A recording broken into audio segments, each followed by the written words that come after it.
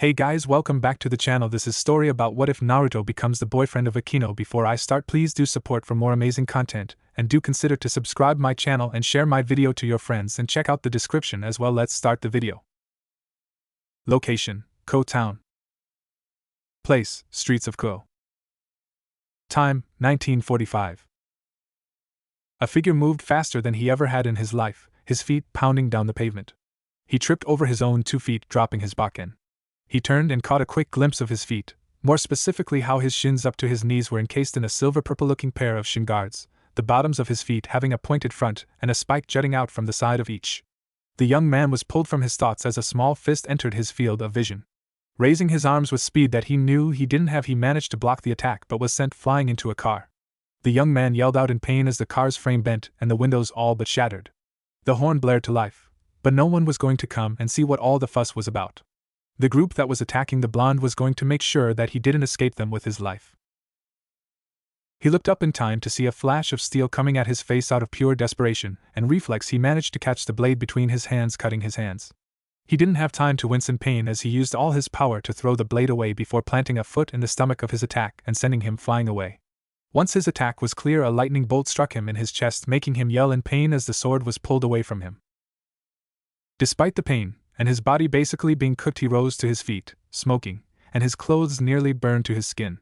He looked through his bangs at the gathered people who had attacked him. "Do you have any last words before I send you to hell?" asked the woman who led the attack. The young man chuckled as he flexed his new black and bloody wings. "You better make sure I stay dead, Rias, or I'm going to rip you and your gang of devils apart, starting with my ex," said the young man as he stared at the young woman with lightning on her fingers. The now named Rias frowned. "You lied to a woman who is my best friend and like a sister to me. I'm going to eradicate you from existence, Uzumaki Naruto," said Rias. So, this is how Uzumaki Naruto goes out. At 17 years old, taken out by his ex-girlfriend's gang of devil friends. Fuck my luck, thought Naruto, thinking back to how it came to be that people he once considered friends were now trying to kill him. Location: Ko Town. Place: Uzumaki Residences / Edding Tides Restaurant. Time: 2000 previous night. Ko Town was a large city about 200 miles north of Tokyo. It had several businesses and a thriving population. It was most well known for its prestigious academy, Ko Academy. The academy was a legacy school that had all grades from kindergarten through to college. It also was famous for the recent addition of the Uzumaki restaurant and alumni of Tatsuki Cooking Academy. It is run by legendary chef Uzumaki Kushina and her students Ikumi Mito and her son Uzumaki Naruto. The sound of moans and grunts could be heard coming from the smallest of the 3 upstairs bedrooms. The 2 people in said bedroom would not be doing this if either of the other 2 residents were around. One of them was because she had feelings for Naruto and thought he was wasting his time and potentially messing around with a woman like Akeno, who used men and played them. The other was against the relationship but refused to clarify why that was. Himejima Akeno didn't really care if her boyfriend's mother liked her or not. She was in love with the young man who currently had her pressed into the wall and destroying her cunt with his very thick and long rod. Akeno was beautiful and only one thing could shake her confidence, but that was neither here nor there. She was a Yamato Nadeshiko. She stood at 5 feet 6 inches, a voluptuous figure with long legs and large H-cup breasts as her defining feature that was currently covered in sweat, violet eyes that were currently squeezed shut in pleasure. Her hair is usually tied in a very long ponytail, reaching all the way down to the floor with 2 strands sticking out from the top and sloping backward, with an orange ribbon keeping it in place. However, said ribbon was currently on the floor, leaving her long hair loose and all over the place. The only thing she wore was a black thong and a pair of high heels that she thought would look sexy on her as she was used. Her boyfriend of 7 months was currently reaching so deep inside of her. He was a handsome man. He stood at 6 feet 1 inch and had the body of a cruiserweight wrestler with the muscles to prove that they were not for show but use. His blonde hair made him easily mistaken for a foreigner, despite him being a native of Japan, with dark blue eyes that had an edge of purple to them. "I'm coming, Akeno-chan," grunted Naruto as he sped up his thrusts. "Inside, Naruto-kun. Knock me up like a cheap whore," moaned Akeno in Naruto's ear. Both sighed in contentment as Naruto buried himself inside Akeno one final time. Akeno felt the warmth of Naruto's seed splash against the condom he wore and was a bit upset that they didn't do it bareback. Naruto didn't know her secret about how hard it was for her to get pregnant, but there was no need to tell him that at the moment. Naruto pulled out of her and removed the used condom and was about to throw it away before Akeno grabbed it and sucked the semen out of it. She opened her mouth showing it to Naruto, only for his eyes to narrow in lust. Oh, Akino definitely knew how to make him want to bend her over and fuck her. Damn it, Akino. We're supposed to be studying, said Naruto as he wiped his face. Akino laughed as she swallowed Naruto's kids, before taking some mouthwash and rinsing her mouth out. Sorry, Naruto-chan. I couldn't help it. I haven't seen you for a month, said Akino as she crawled along the bed and cuddled with Naruto. The reason for the long break in their 7 months of dating was that Naruto, his mother, and his mother's student traveled to Italy for a food contest.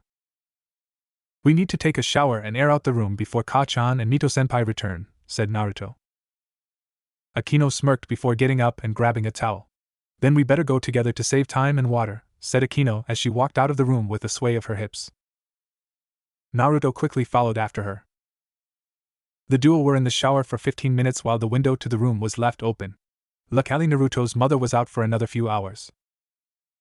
Location: Ko Town. Place: Ko Academy, outside. Time: 0740. Naruto and Akino held hands as they walked down towards Ko Academy. Naruto wearing the boy's uniform without the tie and the top button undone, revealing an orange shirt underneath. Over his shoulder was his kickboxing bag. Akino was wearing the female's uniform with a shoulder cape and a sinfully short skirt that revealed Akino's thong if you looked at just the right angle.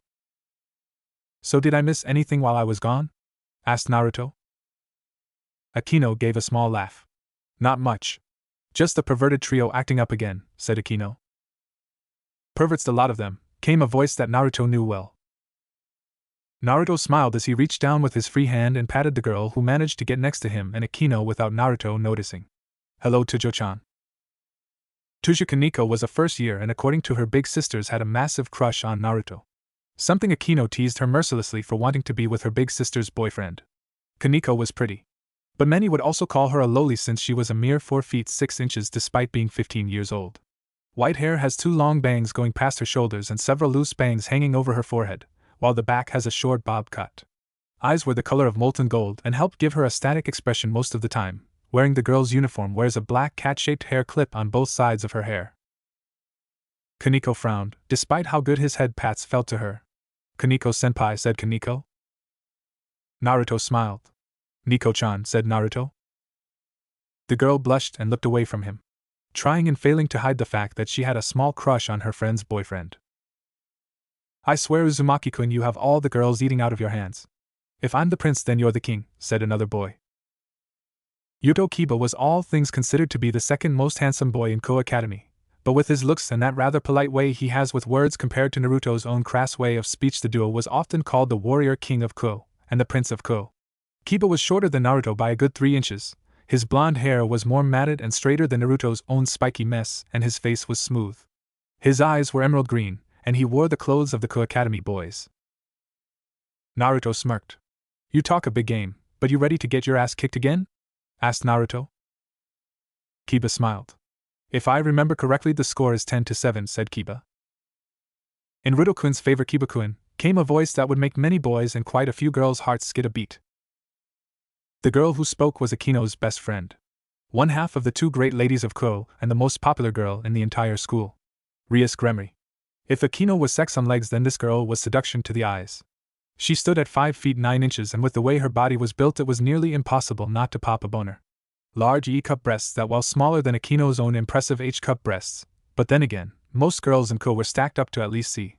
Mischievous blue-green eyes, long, beautiful crimson hair which she also inherited from her father, that reaches down to her thighs with a single hair strand sticking out from the top. Her hair also has loose bangs covering her forehead and side bangs framing her face. She wore the girl's uniform. Good morning, Rias-chan, said Naruto, patting her head. Good morning, future lover, said Rias with a smile, before she reached up on her tippy toes and lightly brushed her lips against Naruto's own. This was something that she liked to do with Naruto, but only when Akino was around. It was an inside joke between the 3. Akino and Rias had invited Naruto out to hang out once. Naruto and Akino had only been dating for about a month at the time. Naruto had once told Rias that her most attractive feature was her hair. Rias' blush matched her hair. To thank Naruto giving him a Cheshire kiss. Naruto blushed and thought that Akino would fly off the handle, but she laughed and told Naruto that she expected him to have cheating sex with Rias before they had a threesome. At that, Naruto didn't know if his girlfriend was taking it in stride or seriously. All in all, ever since that day, Rias would give Naruto a kiss whenever they met. Akino laughed.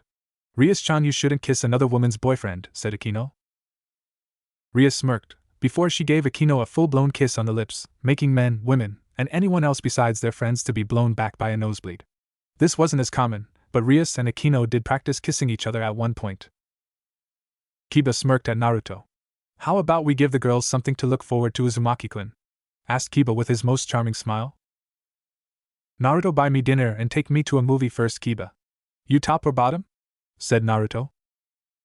Kiba chuckled. I'm not picky. All the girls who managed to recover from Akino and Rias's makeout were instantly knocked out again. Naruto chuckled as he watched the show. While it didn't seem that there were several rumors about what the Occult Research Club and their +1 got up to. Naruto and Kiba broke off and went to the Kendo Club. As the male captains of their respective clubs, they had a responsibility to their club members, especially their female counterparts. As the boys walked off, Rias turned to Akino and Kaneko. Thoughts? Asked Rias. He has a strong aura, but it seems dormant, said Kaneko. A descendant of a yokai maybe, or even a devil? Asked Rias. Maybe. But it's buried so deep that it's hard to tell what he is. He's at least 4 or 5 generations removed from his ancestry. I also smell a sacred gear on him, said Kaneko. Akino? Asked Rias, looking to her best friend. He's your boyfriend.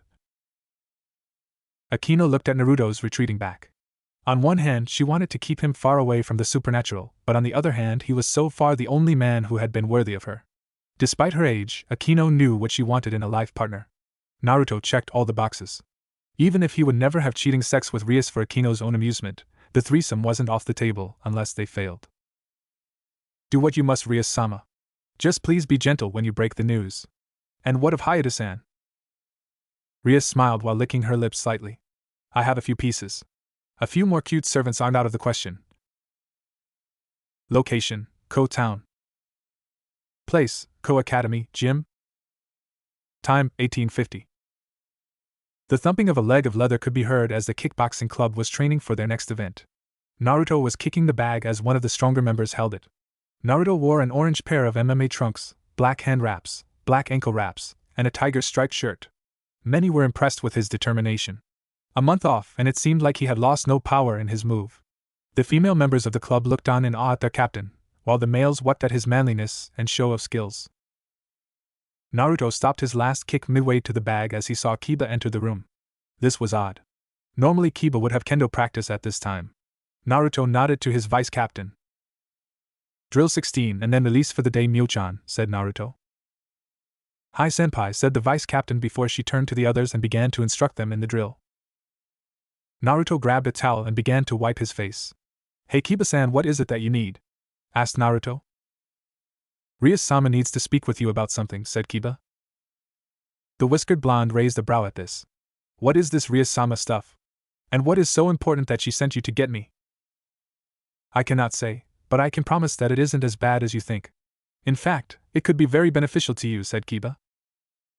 Naruto nodded. Alright, let me get changed and you can escort me there, said Naruto. Location, Ko Town. Place, Ko Academy, old school building. Time, 1850. Kiba led Naruto to the ORC clubhouse.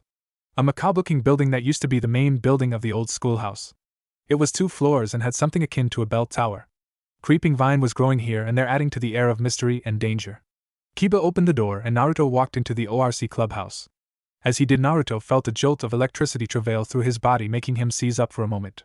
Something inside him was warning him of danger. How could that be?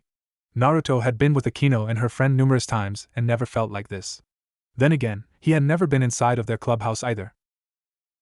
Kiba turned to Naruto. Is everything alright, Uzumaki-kun? Naruto snapped out of it. Yeah. I'm fine. Just never been inside before, said Naruto. The duo continued on until they made it to the old principal's office in the east wing of the building. As they entered, Naruto noticed a pair of couches with Kaneko sitting down eating some sweets, the old style of wallpaper, and a large redwood desk in near the wall. He also heard a shower running. Hello, Rudo-kun, said Akino, emerging from a door wearing an apron. Naruto blushed looking at his girlfriend. He imagined her wearing that but with nothing on underneath and them in a kitchen. Naruto shook his head. He had to focus. So why was I called here? It's rare that you guys invite anyone but the student council up here, said Naruto. You're correct about that, Naruto-kun, but we do make exceptions. You are one of those exceptions. So Naruto-kun, you don't mind if I call you that, do you? Asked Rias.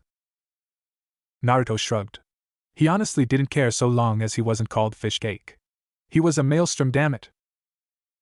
So what's up? You could have just called my phone, you know, asked Naruto. I could have, but this is official business, said Rias as she sat at her desk and opened a drawer before pulling out a red horse-shaped piece from out of it. I take it you know what this is? Naruto frowned. It's a knight from the chess game. It can only move in an L-shaped direction 3 and 1, said Naruto. Rias clapped. You've been studying, but this is pretty common knowledge. Tell me what you know of devils, angels, and fallen angels? Now this had Naruto frowning. Aren't devils and angels mortal enemies from the Christian mythology? Fallen angel. Only Lucifer earning that title, said Naruto. Rias chuckled as she crossed her arms under her breasts. It's a bit more complicated than that, but yes. However, that is all for later. For now, just know that I want you to be part of my family, Naruto-kun, said Rias. Naruto looked at Rias like she was crazy.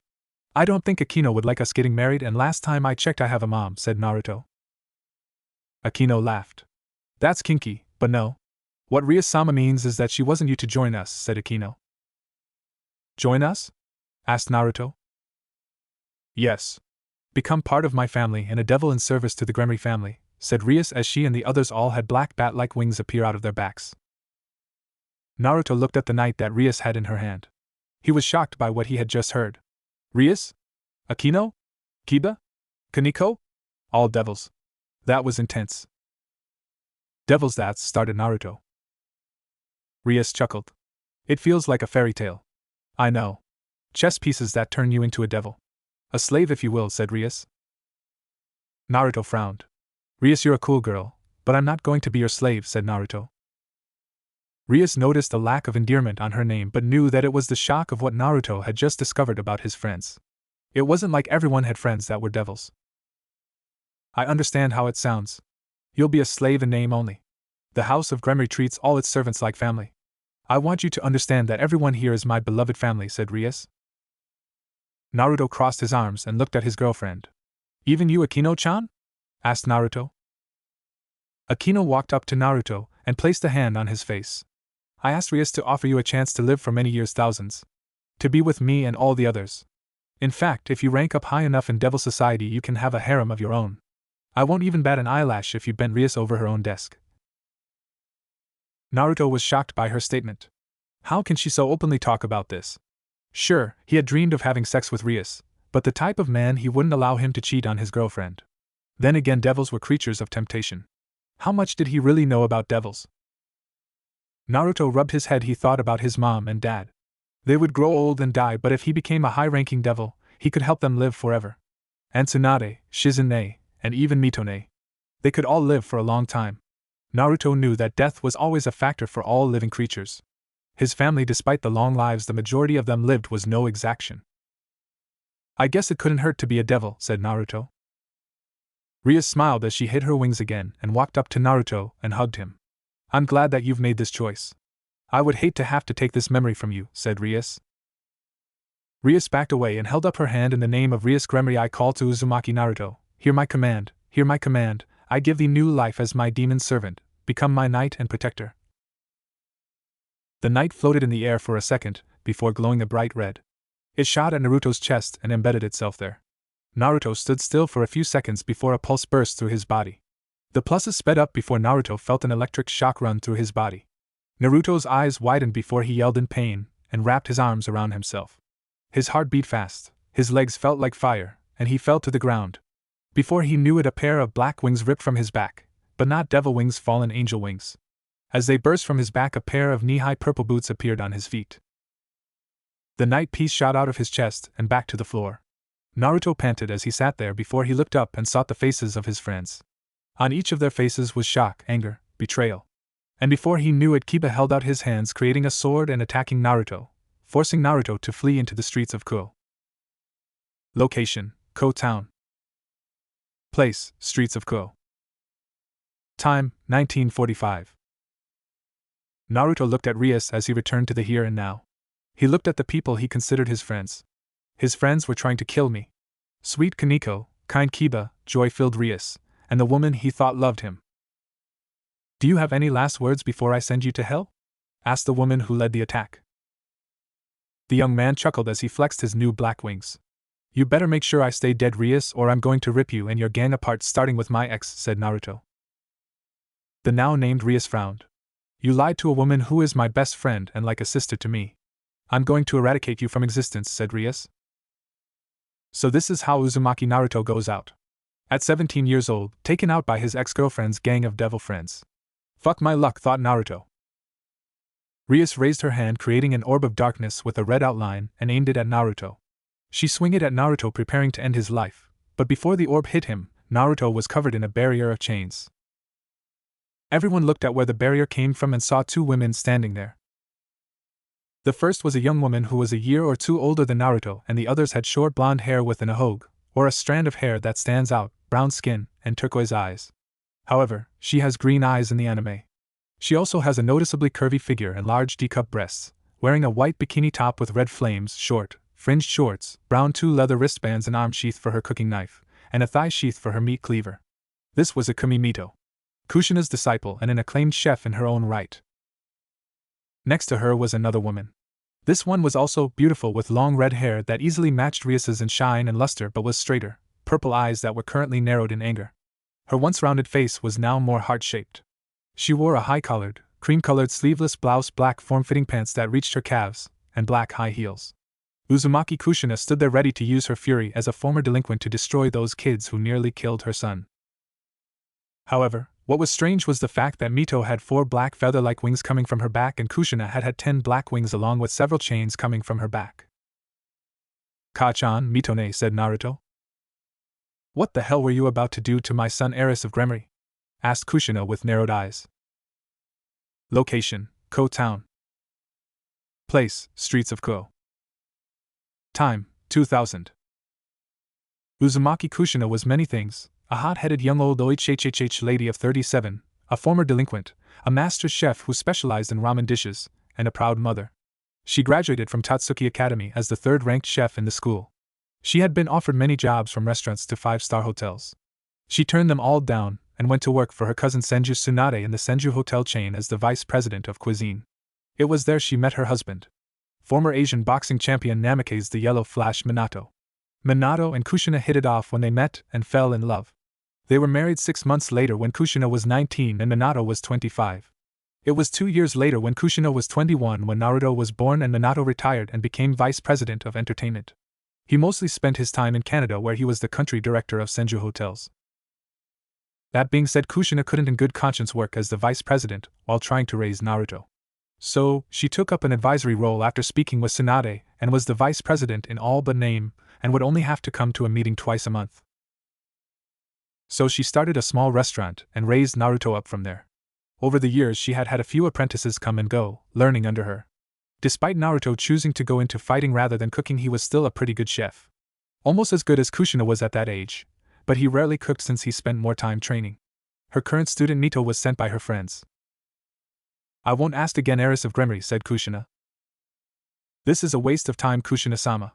Let me rip them apart for hurting Naruto-kun, said Mito, taking her meat cleaver and using magic to expand the blade to be nearly as long as a sword. Rias frowned. I don't know if you are aware of this, Uzumaki-san, but you are in the territory that I govern. You being here is in direct violation of the ceasefire, said Rias. That would be the case if I was affiliated with the Gigori. I don't have to worry about pissing off the higher-ups and I'm not scared of the devil faction, especially your brother Gremory, said Kushina, crossing her arms over her chest. Rias looked at Kushina. I suppose you can negotiate some measure to move freely in my territory, said Rias. You mean the territory that you're renting for Yusaka? You and that little Citri heiress, asked Kushina, raising an eyebrow. Rias was calm on the outside, but on the inside, she was fucking terrified. Already she knew that Kushina was at least 10 times stronger than her, but to have that information as well did not bode well for the Gremory heiress. Kiba narrowed his eyes before he vanished and appeared before Kushina, thrusting his sword at Kushina. Kushina didn't even flinch as Mito appeared before her, knocking Kiba's sword up with her meat cleaver, before stabbing Kiba in the shoulder with her kitchen knife. Kiba, using his speed, managed to jump back and avoid a serious injury. Kiba's only saving grace was that the steel wasn't holy.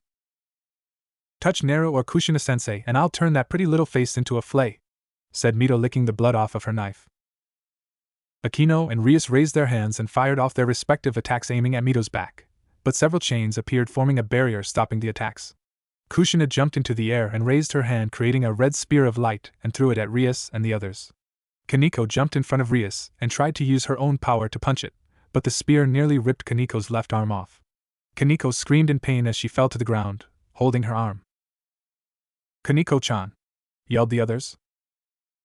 Rias turned to Kushina and began to gather all her power. "You'll pay for hurting my servant!" yelled Rias as she raised her hands. "Destruction Cannon!" Raised unleashed her strongest attack at Kushina. Kushina narrowed her eyes before pulling her fist back and covering it in several chains before throwing her fist forward and hitting the ball of destructive force that was said to be strong enough to destroy anything, only for the attack to do nothing but disperse. Rias was shocked that Kushina was strong enough to stop her strongest attack. Rias had killed a few fallen angels and even lesser devils before in combat, and was sure that she was strong enough to take on a 10-winged angel, or fallen. But it seemed that Kushina wasn't someone to underestimate. Kushina looked at Rias, before rushing forward and kicked Rias in the chin, sending her skyward. Rias' world exploded in pain, but she was barely skyward for a minute before Kushina grabbed her leg and began to twist around, creating a mini tornado, before releasing Rias and having her fly into Akeno. Mito was trading attacks with Kiba, but the speed that Kiba was using was starting to push Mito on the back foot. Mito was strong, but Kiba's speed was unnerving. Besides that, Mito wasn't as good as creating spears as other fallen angels. Kiba had gotten a few slashes on Mito. Kiba was a trained swordsman, whereas Mito relied on the skills she gained in the kitchen to show her battle prowess. The duo locked up once before Kiba put a boot in Mito's gut and sent her away. Mito skidded backward several feet and stopped. Kiba pushed some magic into the sword and charged at Mito, intending to impale her. "Reve!" came a female voice. "One." "Dynamic entry!" yelled Naruto, feeling that a bowl-cut man with thick eyebrows would be proud of him. Naruto appeared and kicked Kiba in the face with a hard. Kiba was sent flying end over end. "Stall!" Naruto winced as his legs began to shake from fatigue and pain. For some reason, he felt like all his energy had been used up in that one attack. Mito looked at Naruto's back. "Thanks, Naru, you're a lifesaver," said Mito with a smile. "Sorry, Mito-ne, but that's all I got in me," said Naruto. "Not surprising you did just awaken your sacred gear, Naru," said Mito.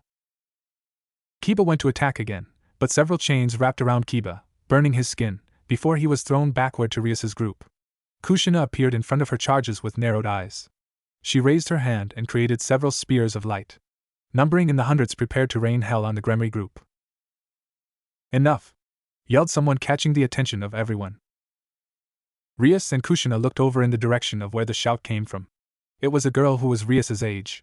She was quite a bit shorter than Akeno, but still taller than Kaneko at 5 feet 5 inches, a bespectacled young woman with a slim figure, black hair styled in a short bob cut, and violet eyes. Wearing the same uniform as Rias. This was the heiress to the Citri family, student council president of Ko Academy, and co-ruler of the Ko Town Devils. Sona Citri.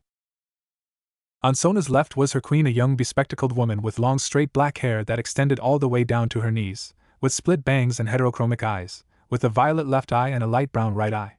Honestly, some people often confuse them for twins with how similar their attitudes and appearance were. In addition to wearing the Ko Academy girls' school uniform, she also wears blue, semi-rimmed glasses with square lenses. 2. Next to her was someone Rias didn't expect. A young man who stood at 6 feet 2 inches and built for a fight with how toned and muscular he was, spiky black hair, dark blue eyes, wearing a black v-neck shirt, black baggy cargo pants, a white jacket, a necklace, which resembles a sword with a stone in it, a metal bracelet and a chain which is attached to the belt loops on the right side of his pants. This was the Knight of Seraphal Leviathan Grey Fullbuster. 3. "Why are you here, Fullbuster?" asked Kushina as she lowered herself and summoned her spear. Grey stepped forward as the air began to become cold.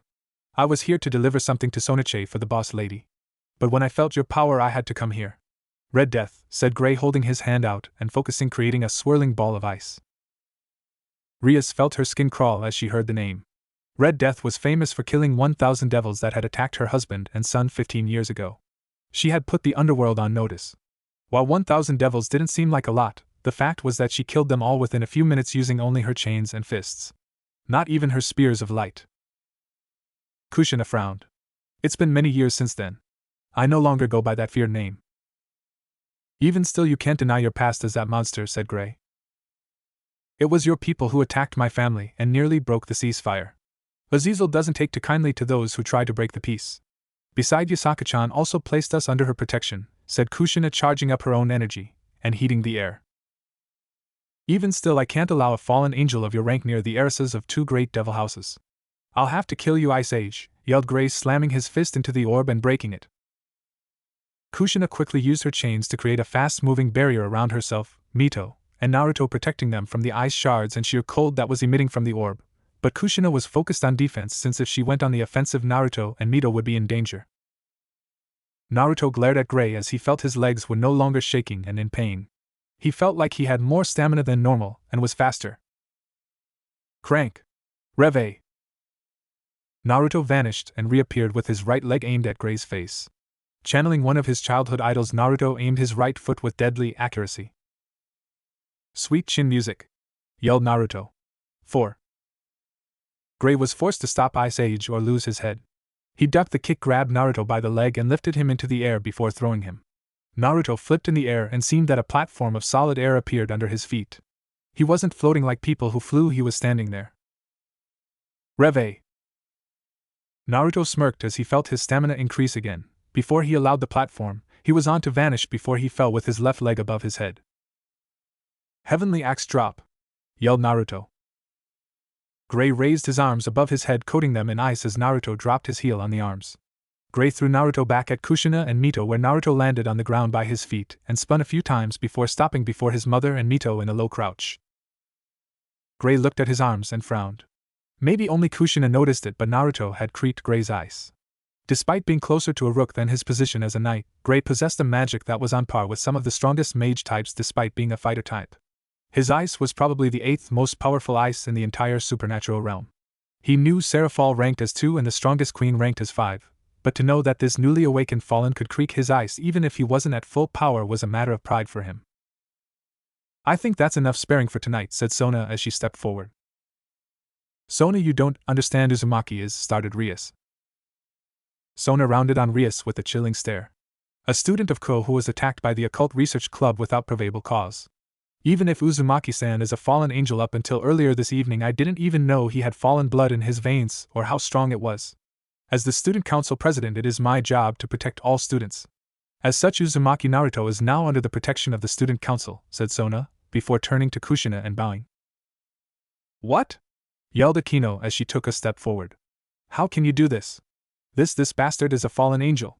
He hid among the students, and could have been planning nothing. My son's heritage was sealed by myself, my husband, and my cousin. Me and my family have permission to live in Ko in peace. So long as we don't interfere in the activities of devils, said Kushina as she reached into her pocket and pulled out a scroll. She tossed it to Tsubaki, who caught it and unraveled it. Sona-sama, according to this Uzumaki Kushina, her son, and any disciples that she has been allowed to operate in Ko as part of an agreement that she has with the leader of the Yukai faction.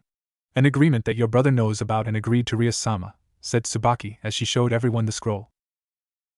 And sure enough, at the bottom of the scroll were the names of the Yukai faction leader, the Gigori leader, and the leader of devils.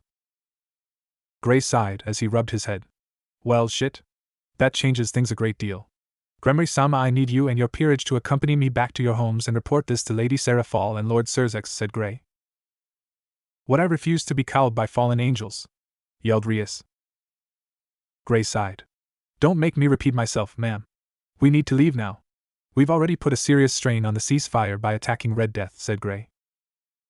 I too think it's best that we all need to leave, said Sona. Rias glared Sona. Very well, said Rias. Gray created a portal, pulling all the devils inside. As they vanished, Naruto looked at Akino's eyes, hoping to find something there, but her eyes avoided his own. As the devils left, Kushina rounded on her son and Mito. I know you have a lot of questions, but not tonight. Tomorrow you won't go to school and we'll talk about everything you want. I'll even call Tsunade and your dad, said Kushina. Naruto nodded as she turned and led Mito and Naruto to their home. Are you alright, Naruto? Asked Mito, putting her knives away after. No, but thanks for asking, said Naruto. Location unknown. Place unknown. Time unknown. Naruto opened his eyes as he looked around. He looked around what could only be a purple blue sky and rolling fields of green. There were flowers, everyone in the color of red and yellow. Sitting at the edge of a cliff overlooking a sea was a girl. This girl was different. She was slender, and if Naruto was honest with himself, beautiful, but that wasn't saying much, as all the girls who lived in Ko had unnatural beauty. A slender yet toned body with large breasts, red hair that went to her shoulders with purple highlights, a pair of horns, wearing a white shirt that was slightly ruffled at the front, a high-waist red skirt that had a massive red tail with some purple scales poking out from the back, black stocking, and flat brown boots. Her legs were pulled up into herself. "Hey, where are we?" asked Naruto. The girl looked at Naruto with a look of indifference. "I didn't expect you to appear for a while." "We are in your mind," said the girl. "My mind? If we are in my mind, then who are you?" asked Naruto, looking at the beautiful girl. "You can call me Griya. I'm the spirit of your sacred gear," said the now named Griya. "One spirit?" asked Naruto. Griya smiled. "I lost many things many years ago. This is my eternal punishment set forth by God. We are already out of time, but know this: your fight is my fight. Your allies are my allies, your enemies are my enemies, but you have not yet earned the right to use all of my power," said Griya. Naruto looked at her before grinning and sticking out his hand.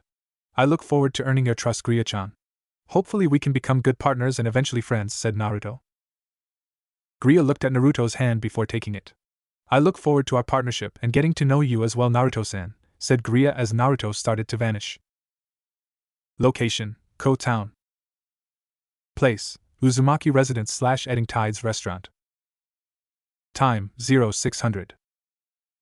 The door to Naruto's room opened and Mito walked in. She wore a tank top and black leggings.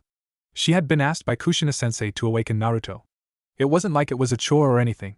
Mito often woke Naruto, since Mito often rose early for her exercise and training with Kushina. While Naruto normally rose early to train, the past night had been hard on him. His expression was so peaceful. Mito had seen Naruto in his sleep several times. He often lightly snored, but when he was stressed out his expression was so peaceful. Reaching over, she placed a hand on his bangs and moved his hair out of the way, but the peace didn't last as Mito was grabbed and pinned to the bed by Naruto with his knee between her legs and her arms pinned above her head. "What are you doing in my room, Mitone?" asked Naruto. Mito frowned. "Kushina-sensei asked me to wake you up, and don't think just because you have me pinned means that you have me trapped," said Mito. Mito flexed her hips and managed to break free of Naruto's grip, and they both tumbled to the ground in a tangle of limbs, rolling around and grunting. Naruto had reached, but Mito had flexibility and about even in strength. After 2 minutes of this, the wrestling came to an end with Mito straddling Naruto's hips. Mito's emerald eyes looked into Naruto's own as she was atop him in the dominant position. Her shirt had slipped down her shoulders, exposing one large breast with perfectly nickel-sized. Naruto reached up with his free hand and palmed her face before they leaned in together and kissed. They moaned into the kiss as they explored each other's taste. To Mito, Naruto had a strong taste that was unlike anything she had ever tried before. Naruto was not the first boy she ever kissed, nor was he the best kisser, but his taste alone drove her wild.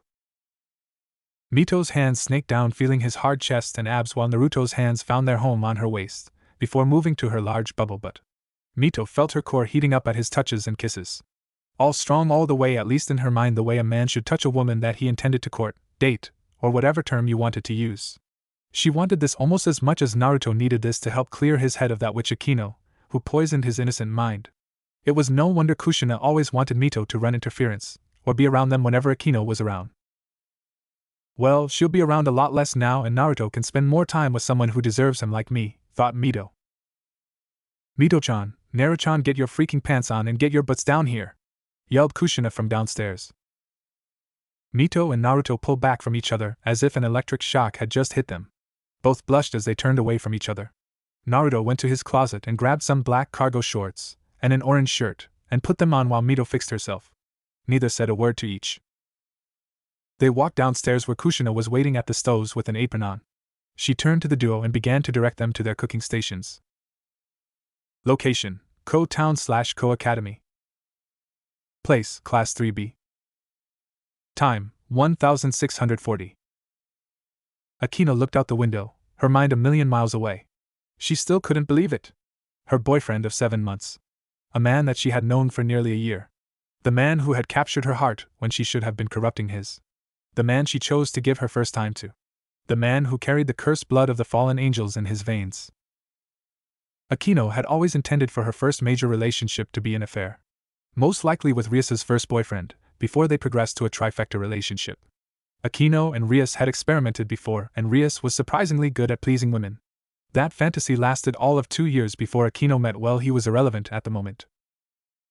Many people wouldn't know it, but Rias and Akeno shared the same taste in men but for different reasons.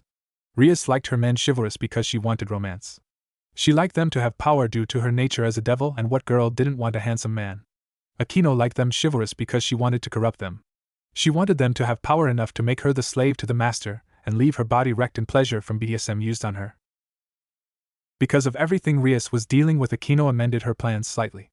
If Rias didn't have a boyfriend for Akeno to get him to cheat on her, then Akeno would find a boyfriend that would cheat on her with Rias. Before it evolved into a hot nasty threesome. Many people wouldn't understand Akeno's desire to be cheated on / cheated with. It's just who she was. She wasn't a cuck or anything like that, there was just something wrong in her head. Something she had known for a long time. Maybe it was because of her repressed issues, but that was another matter. 2. So it was that idea of finding a boyfriend that spurred her on. She was a bit picky about it. For starters, she made sure that anyone she went on dates with didn't have any connections to Ko Academy. So, she went out with college students and boys from other campuses. When she felt like she had a good grasp of a man's heart, she erased their memory. Over the course of 2 years from the age of 14 to 16, she had over 20 boyfriends. The furthest any of them ever got was some heavy making out with Akeno's top off. That was quickly stomped out after she discovered that he bragged to his friends. Well, at least he had a pretty memorable funeral. The problem was that none of them were ever good enough for Akeno, let alone Rias. Sure, a few would be fine for a moment's distraction, but nothing long term. A few months after she turned 16, she decided to take a break from the finding a boyfriend thing. One day she was hungry, and just so happened to find the eating tides. She went in and found the air of the place warm and inviting. That was when she saw him. Uzumaki Naruto was additive, to say the least. His very presence just drew her in. Before she knew it, she was talking to him. Before long she found herself at the shop every day. Within a month Naruto asked her on a date. Following 7 dates they agreed to become an official couple. That was 7 months ago, and within 2 months of them dating they had moved on to having sex. "Himejima-san," came a voice somewhere from the coast. Akeno was brought back to reality as she looked at the person who called her. It was her fellow, queen, and vice president of the student council Shinra Tsubaki. "Can I help your Shinra-san?" asked Akeno. Tsubaki kept her serious expression, almost as if she was trying to mimic Sona. "Class is over. You've been distant all day, Himejima-san," said Tsubaki looking down at Akeno. "Have I? Sorry, I have a lot on my mind," said Akeno looking out the window again. "Does it have something to do with a certain boyfriend?" asked Tsubaki. Akeno laughed, but if you knew her, you'd know the pain in her voice. "Ex-boyfriend if he knows what's good for him." "Then you wouldn't mind if I asked him out on a date," said Tsubaki flicking her long hair. "What?" asked Akeno, shocked by what she said. "You heard me. I've already spoken to Shitori-san, and she's given me her blessing to try my luck at courting Uzumaki-san. She thinks it would be good for me to have a love live outside of my duties. I must admit that I'm a bit curious about how Uzumaki-san is as a lover," said Tsubaki. "He's a crow," said Akeno, her rage slowly building. Tsubaki shrugged. "Nothing wrong with that. Last I checked there are a few fallen angel-devil couples running around the Citri territories and even the Gremri territories. Maybe he and I could be another," said Tsubaki. Akeno rose to her feet, lightning flashing in her eyes. "Don't test me, Tsubaki." Tsubaki gave a small, almost unnoticeable smirk. "How am I testing you, Himejima-san? It's clear that you've given up on him," said Tsubaki. "Tsubaki," warned Akeno, gritting her teeth in anger. Such a shame that his girlfriend couldn't give him a chance to explain himself before attacking along with her brain-dead king and her merry band of misfits, said Tsubaki. Smack! Tsubaki staggered back slightly as her glasses hit the ground. Her hand went up to the stinging sensation in her right cheek. She knew that her face was red as Akeno had added in some of her supernatural strength to that slap. She was just thankful that she didn't add any magic to it. Sure, Tsubaki knew that she had pushed Akeno, but she didn't think that she would do something like attack the retainer of another house. Tsubaki glared at Akeno. That was quite uncalled for, Himejima-san, said Tsubaki as she picked up her glasses. Akino seemed to realize where she was and quickly felt the cool chill knowing that she had fucked up royally. Quickly gathering her things, she ran out of the room. People began to talk about what transpired, unaware that one of the boys in class was smirking and thinking that this was a prime opportunity. Now all he had to do was call his boys to deal with Uzumaki. Location: Ko Town. Place: Uzumaki Residence / Edding Tides Restaurant. Time: 2330. Naruto and Mito were in the kitchen cleaning dishes. The last of the customers had left not that long ago, so the group needed to clean up and prepare for tomorrow. Kushina had left Naruto and Mito in charge of cleaning the kitchen, while she took care of the customer dining room. Naruto turned to look at Mito and blushed. While he tried not to think about it, he had Mito pinned under him, and for a few brief minutes, the duo had traded spit. Naruto-kun, about earlier, started Mito. It's alright, Mito-ne. You were doing it for me. I know I'm not the type of person you look for in a man. And I'm sorry I pawed you like an animal. I know you probably don't want anything to do with me, so if you don't want to talk to me again, that's fine. Mito looked at Naruto, before giving him a light chop on the head. Don't take it so seriously, Naruto-kun. I'm not the type of girl who would kiss someone she didn't have any feelings for. To be honest with you, started Mito as she blushed. I've kind of been crushing on you since Kushina-sensei took me as an apprentice. Naruto blushed. Mito-ne, started Naruto before he was chopped again on the head. Ouch. Damn it, woman, stop hitting me. Don't think you're getting into the kitchen that easy. You have to buy me dinner, lunch, and breakfast before you even think you're going to put any of your nuts in my bowl, said Mito strictly. The blonde-haired young man opened his mouth to respond to Mito. Naruto-chan, Mito-chan, can you come to the family dining room, came Kushina's voice. Coming, sensei / Ka-chan, said the duo as they finished putting away the dishes. The duo walked into the Uzumaki family's private dining room. Sitting around the table was 4 people, 3 of which Naruto knew very well. The very first person Naruto laid his eyes on aside from his mother was his cousin. The woman stood at 5 feet 3 inches and was a fair-skinned woman with E-cup breasts, fairly athletic honey-brown eyes and straight blonde hair that parts above her forehead with shoulder-length bangs that framed her face, and the rest reached her lower back and tied into 2 loose ponytails. Wearing a white long-sleeve blouse has only 3 buttons done up to the middle of her chest, revealing her sizable cleavage, red pencil skirt. She wears open-toed, strapped black sandals with high heels. She has red nail polish on both her fingernails and toenails and uses soft pink lipstick. Around her neck was a green crystal necklace that belonged to her grandfather. This was Senju Tsunade, president and CEO of Senju Hotels, Entertainment, and Medical. Tsunade had always been close to Naruto. When Naruto was younger, when it was just Naruto and Tsunade in the mall and out by themselves, or with Shizen, they had assumed that Naruto was Swanda's son and Shizen was her daughter. As Naruto grew, people assumed that Naruto was Tsunade's brother. On Tsunade's left, a fair-skinned woman of average height and slender build with large C-cup breasts, onyx eyes, and jet black hair. Her hair is straight and shoulder-length with bangs that cover her ears and frame her face. A purple business suit and a white shirt. She leaves the top portion jacket unbuttoned, with her slacks being somewhat skin-tight, and black-heeled shoes. Kodo Shizen was something along the lines of the big sister that Naruto had never had.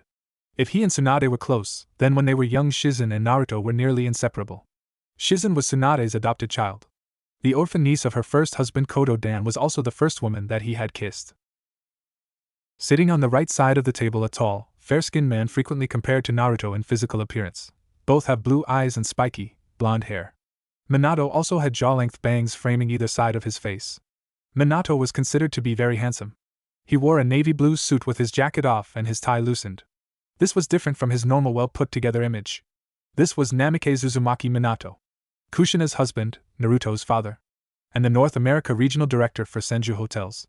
Despite not being around often, he still made an attempt to be with Naruto and Kushina at least 2 weeks out of every season. He also was the original inspiration for Naruto learning how to fight. The final man sat across from Minato was relatively handsome and stood tall at 6 feet 2 inches and looked to be in his early 30s. He had the build of a man who worked out regularly, but not to an excessive amount. Black hair, golden bangs, and a black goatee. Wearing a V-neck maroon long coat with a wide, open high collar that opens up at the hem.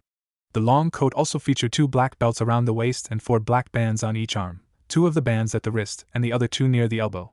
He wore gray slacks and brown shoes. He seemed to be perfectly relaxed sitting among the people here, as if he had known them their entire lives. Minato rose from his spot at the table and walked towards Naruto. He had a big smile on his face before he pulled his fist back and threw it at Naruto's face. Naruto managed to duck to the side before he threw out his own kick that Minato caught. Minato smiled. "Glad to see that you're keeping up with your training, Naruto," said Minato. "I'm glad to see that you haven't gotten any slower in your old age," said Naruto. Minato frowned. "I'm only 41, said Minato, crossing his arms and pouting like a baby. Kushina laughed. "I don't know, dear, you're straying to grow a few grays," said Kushina, playing with Naruto's hair. The others laughed at the trio. While Naruto favored Minato more in the looks department, it was clear that his personality came from Kushina. "Are you going to ignore your favorite Nei-chan?" asked Shizen. Naruto smirked, before walking over to Shizen and picking her up bridal style, making her yelp, before spinning around. "Naruto Kyuen! Put me down," yelped Shizen with a laugh as she threw her arms around Naruto. It had been months since the duo had seen each other. Naruto held her for a few minutes before putting her down. Tsunade finally walked over and pulled Naruto into a hug before kissing him on the forehead. "Good to see you, Brad, it's been too long," said Tsunade. "I couldn't agree more, Tsunade-bachan. 6 months away from my favorite cousin sucks. Did Uncle I and B-sensei didn't come with you?" asked Naruto, looking around for his uncles. 3. Tsunade shook her head. "No, he's busy preparing his Lightning Court faction for AJWF Big PPW Battlezone. He plans to defend the AJWF title in a triple threat match. Oh, he also said Lightning Court still has an open spot for you whenever you're ready to take up the limelight in the ring," said Tsunade, shaking her head at the thought of her husband's love for the sport. "Wrestlers. Bunch of fake fighters," said Minato with a frown on his face. "Please, Minato, you're just mad I couldn't hit you with his lariat and nearly knocked your head off," said Tsunade. Naruto smiled at his father's attitude towards wrestling. While Naruto was a pretty well-rounded fighter, and the regional under-18 kickboxing champion, and the 4th-ranked under-18 national kickboxer in Japan, most of his base came from his training with both I and his father. While his father had started him young on the fundamentals of boxing when he spent 2 years in the United States, when he came back to Japan I took Naruto under his wing and began to train him. Not just in the art of wrestling but in the art of Brazilian jiu-jitsu, judo, and basic karate. A common fuck you to his opponents before a match was that Naruto would wear a sleeveless hoodie to the ring. It said these hands are rated E for everyone. And it tended to piss off his opponents. "Sorry to hear about you and that girlfriend of yours. Always seemed like a little slut to me. You should just marry Shizen. Save everyone months of two people feeling each other. I mean, you two practice kissing often enough," said Tsunade in a joking manner. Shizen looked at Tsunade as if she betrayed her. "Tsunade-kasama, you said that you would never tell a soul about that." Tsunade grinned. "There's nothing wrong with two cousins making out with their shirts off," said the haired woman, intentionally steering the pot. Kushina gained an aura of rage about her as she looked Shizen. "You tried to seduce my son when he was 13 and you were 20, yelled Kushina. Minato and the mystery man both gave Naruto a thumbs up from behind Kushina's back. It was always a coup with a younger male scoring with an older chick. Of course, that was a double standard of society, as Minato, Uncle I, Uncle B was very protective of their other cousins who attended one of Tsunade's schools. Chibi Shizen ran and hid behind Tsunade. "I'm sorry, Kushina Obasan Buta just broke up with my boy Firend and Naruto kun naskedmif hekud format mentan practice making due to was think nigan studies and before I knew it was greenadingan Hassan he was doing things with his mouth that Tninil Sieve ever been with could do," said Shizen in one breath. 4. Tsunade waved one hand. "Calm your tits, Kushina. Remember, Naruto is heir to the Senju and Uzumaki families. With the way our bloodline is, I wouldn't be surprised if he ended up with a harem of girls," said Tsunade, hoping that Kushina wouldn't maim Shizen too badly. That pulled Kushina out of her aura of darkness before she ran over to Naruto, pulling him into her breasts, and began to shake him with tears in her eyes. "I don't want my Naruto-chan to be a player and have a harem of busted babes.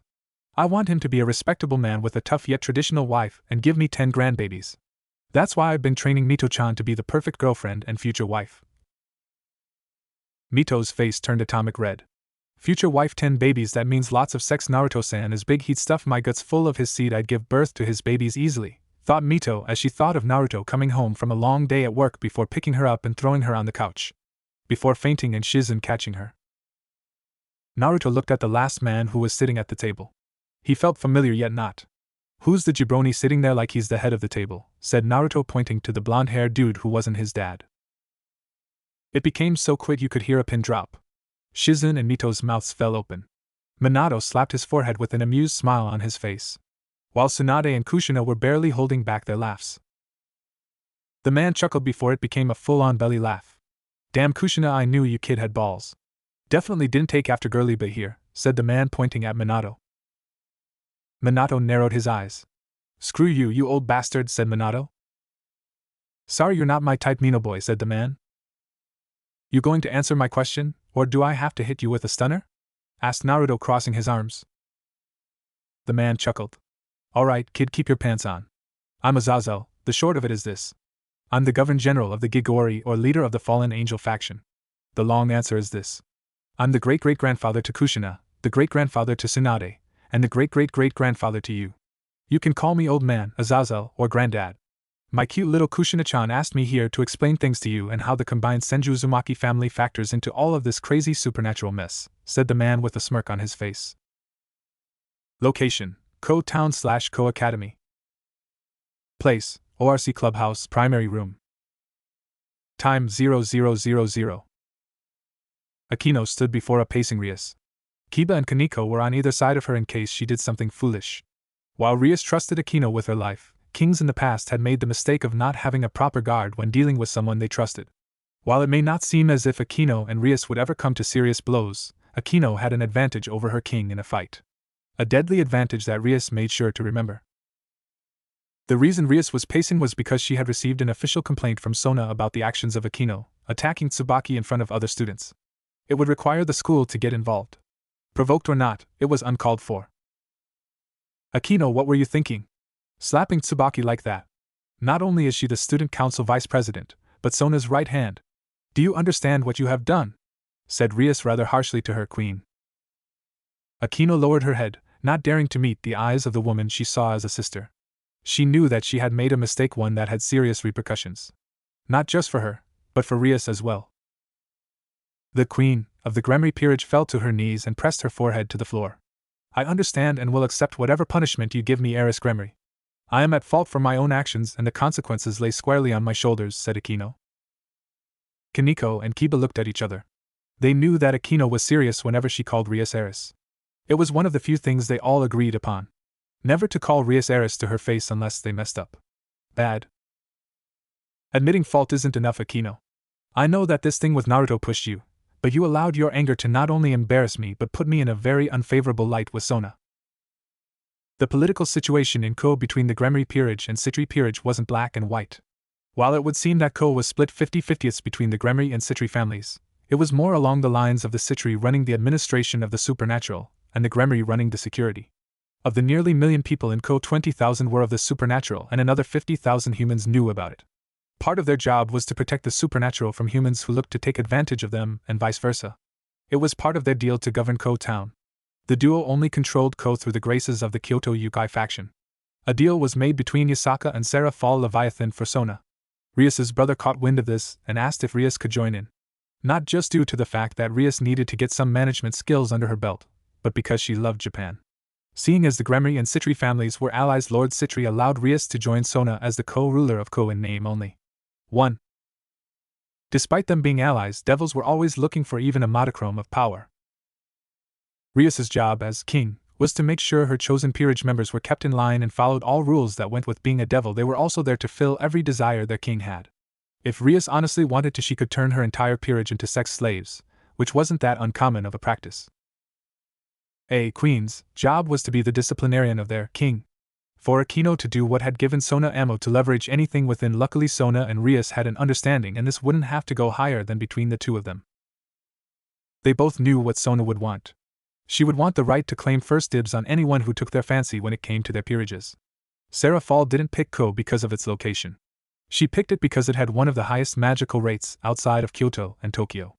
Supernatural energy could be found the world over, and while humans worried about country borders and the like, magical borders were the concerns of the supernatural races.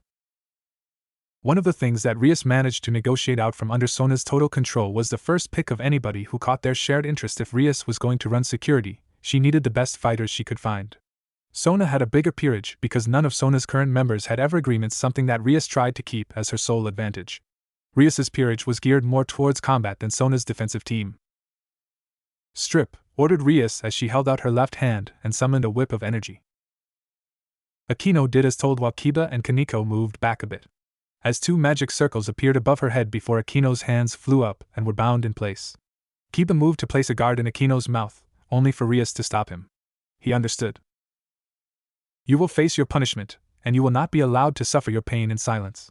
You will not be allowed to hide your shame. You will beg for mercy, said Rias. 2. They all knew that Akino would not beg for Rias to stop or beg for mercy. She accepted her punishment with all the grace she could muster. As Rias pulled her arm back and unleashed the first painful lash of 100, Akino tensed as the whip smacked against her skin. She let out a cry of pain that hurt Rias's heart. But this must be done. Even if Akino had brought this on herself, Rias could not afford to show weakness, even to her family. Location: Ko Town. Place: Uzumaki Residence / Edding Tides Restaurant. Time: 0000. Grandfather? Asked Naruto, blinking. Azazel nodded. That's right. I'm your grandfather, kid. Ain't no way I'm related to your ugly ass, you one dress code violation from an uptown gigolo on a Tuesday night, said Naruto. Great times 3 actually, said Minato. His first wife Senjumika was my great-grandmother, while your own great X3 grandmother was Uzumaki Hitomi. Before even that, our families share a common ancestor known as the Sage of Six Paths. A legend who was said to be able to kill demons with just his mystical truth-seeking orbs, said Tsunade. Let us not get off topic. That's a discussion for another day, said Azazel. What about Dad? Uncle I and Uncle B, Shizune? Asked Naruto. Well, to answer your question, Minobu, I and Rapper B are exiled heroes who have been wanting to get turned into artificial fallen angels because of their love for the family. I'm still working out the kinks for the reincarnation system that matches the peerage and brave saint system the devils and angels use. I'm thinking of something cool to name at the moment, perhaps the guild or armor system, said Azazel. Mito cleared her throat. Azazel-sama, you're getting off track, said Mito. Azazel looked sheepish. Right. Sorry about that. Anyway, I'm not one for long stories, so I'll keep this brief, but sit back and relax. A really long time ago, before Christianity took hold of the world, angels were the chosen servants of God. Not one of the Paratheion gods, but the one true God, Jehovah, not to be confused with Allah. I've seen many people make that mistake before. Anyway, we were happy for a while, at least until Adam and Eve broke his order not to eat the fruit from the Garden of Eden. They were exiled from the garden and began a family. But Lucifer wasn't happy for them to just be exiled, he wanted them eliminated. Jehovah saw no need to kill them as they lost their immortality. So over the years, as humanity grew and began to worship Jehovah, Jehovah gave one of his sons to forgive the sins of humans. Jesus to the humans in the form of the Virgin Mary.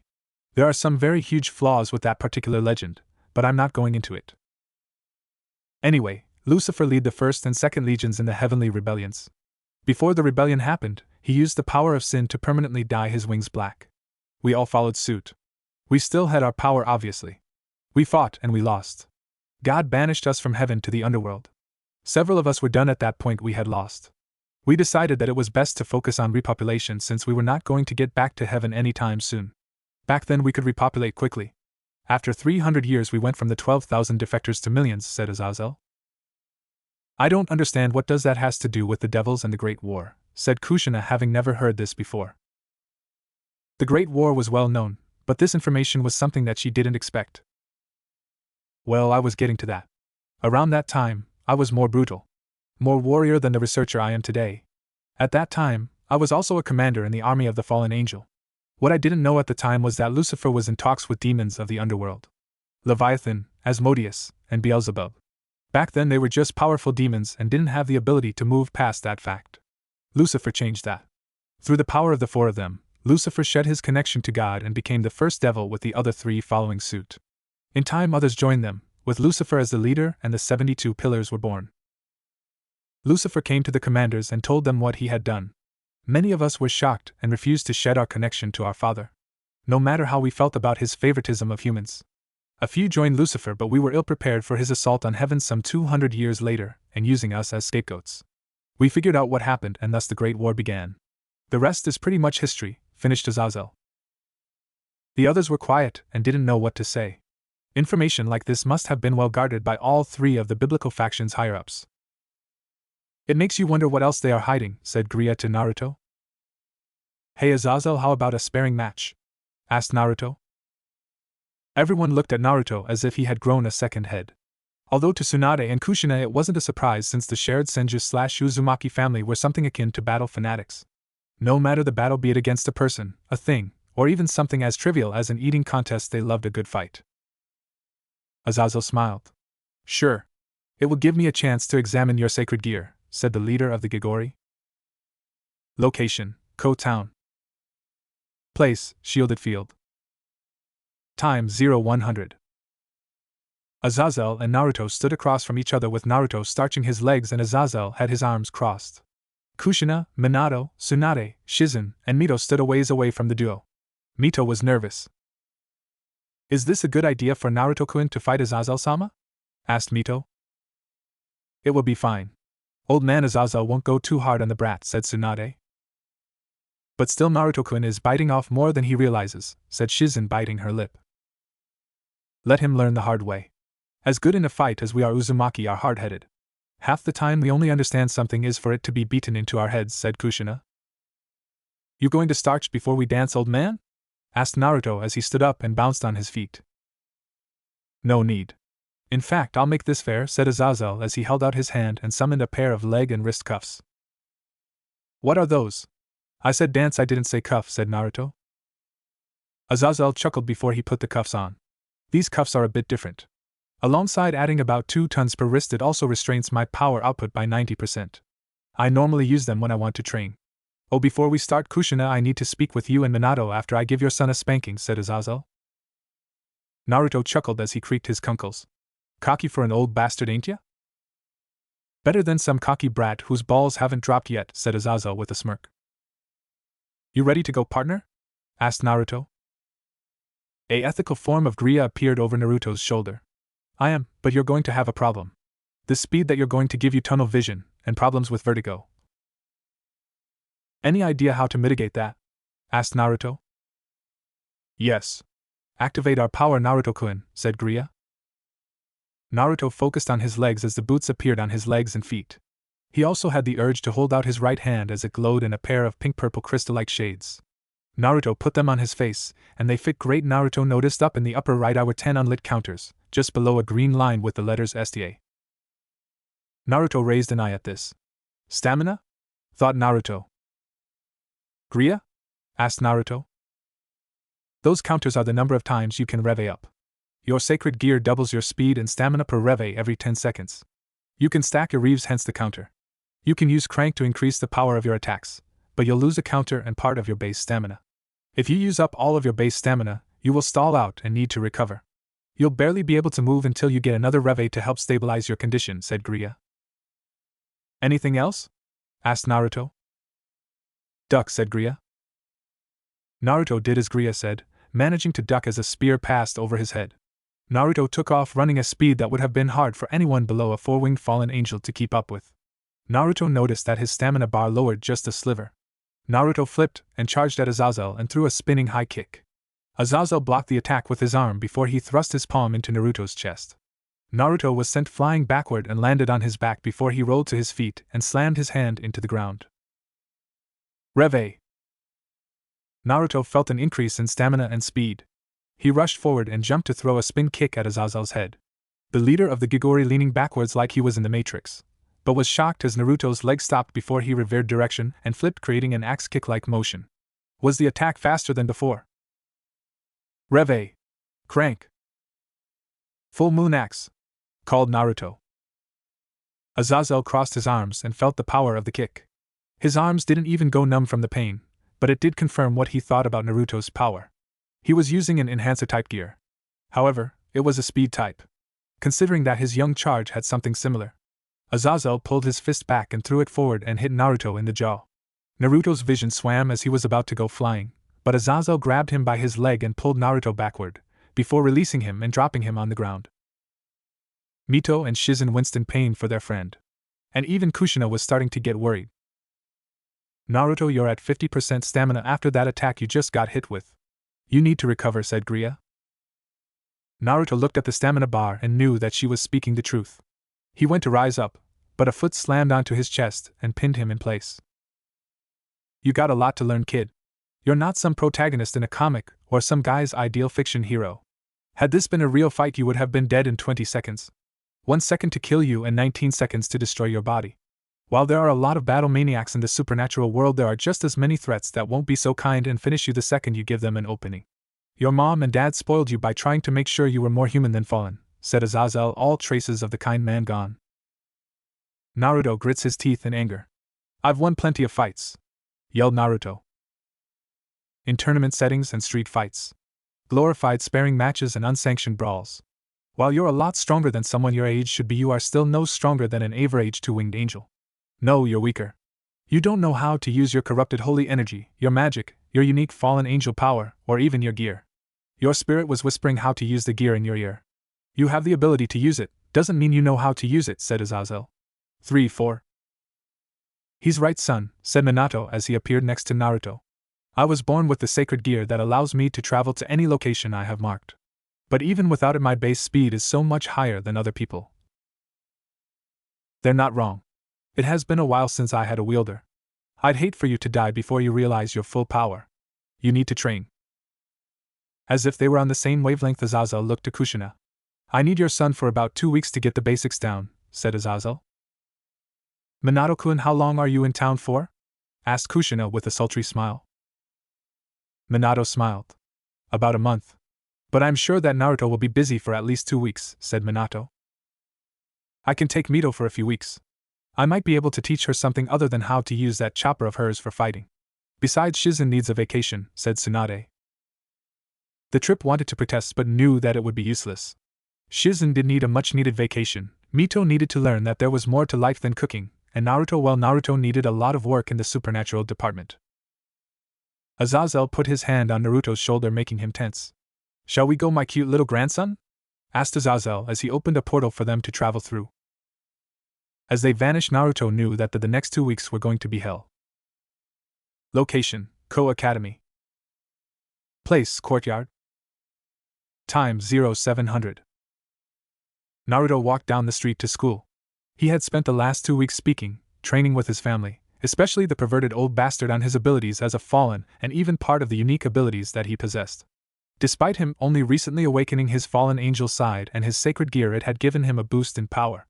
Normally one needed to be at least 6-winged fallen angel before they gained their unique skills and powers. However, thanks to Gria, Naruto was about to gain his unique power. The ability to clone himself, although he could only make 4 clones, but each clone required 1/4 of his total power, so he had to be careful when using them in a fight. He had yet to utilize them for combat outside FO training. Despite how he felt about perverts like Azazel, the man was as smart and strong as he was perverted. Azazel had identified his sacred gear and had dubbed it a pseudo-Longinus, 1 level below the 13 strongest sacred gears in the world, nearly being paired with the eternal rivals of red and white. He had asked about any hot women that Naruto had had relations with, and if he wanted, Azazel could introduce him to a few women, but currently Naruto was doing something else. He looked to his right, and walking behind him was his cousin as she was eating ice cream. She was a short stack standing at 5 even with B-cup breasts, had long blonde hair, dark red eyes, and a petite waist. She currently wore a navy blue sleeve shirt, a black skirt that had a white line on it, a red tie that had a cross on it, a bracelet on her left arm, thigh-high black stockings, and brown loafers. This girl was Eve Volfi, an artificial human, made by one of Azazel's close personal allies and friends. She was quite something. Not a homunculi, but not fully human either. In Azazel's own words, she was a deadly weapon packed into a cute form. 1. The only problem was that she was as static as a piece of cloth. So, Naruto had spent the weekend trying to help her reach her emotions. It was slow, but she picked things up fast. When he wasn't helping her learn, he conversed, and showed her things like video games and the like. It also gave him time to think about Akeno. Despite what her and the others had done, he still had feelings for her. He still loved her, but after what she did, could he forgive her? Maybe, but definitely not forget. He wouldn't seek her out, but if he encountered her, he would not run away. Naruto, I expected you to be out for a while longer, came a monotone of voice. Naruto turned to see the person he considered his best friend. The boy was much shorter than Naruto, standing at 5 feet 7 inches, and while he seemed to be a bit on the skinny side, let him remove the uniform and you'd see that he was more on the toned and lean side of the spectrum. Blood red hair. Sabukagara. Gara was something of a wild card when it came to school. He often tended to sleep through class but was also in the top 10 in their year group. He also didn't attend any clubs, but he oftentimes stopped by the kickboxing club just to sit and watch. Surprisingly, Gaara was actually a good fighter, but he had no real desire to fight. "Hey Gaara, long time no see bro," said Naruto, fist bumping his friend. "I was worried about Naruto. Is everything alright?" said Gaara. Naruto smirked. "Yeah, I was with my grandfather for a few weeks. Old man is as perverted as water is wet," said Naruto. Eve looked at Naruto with her head tilted slightly. "Azazel-san isn't that bad." Naruto opened his mouth to speak. "Well, look who's back. I thought you took off for parts unknown after Akeno-san dumped sorry ass."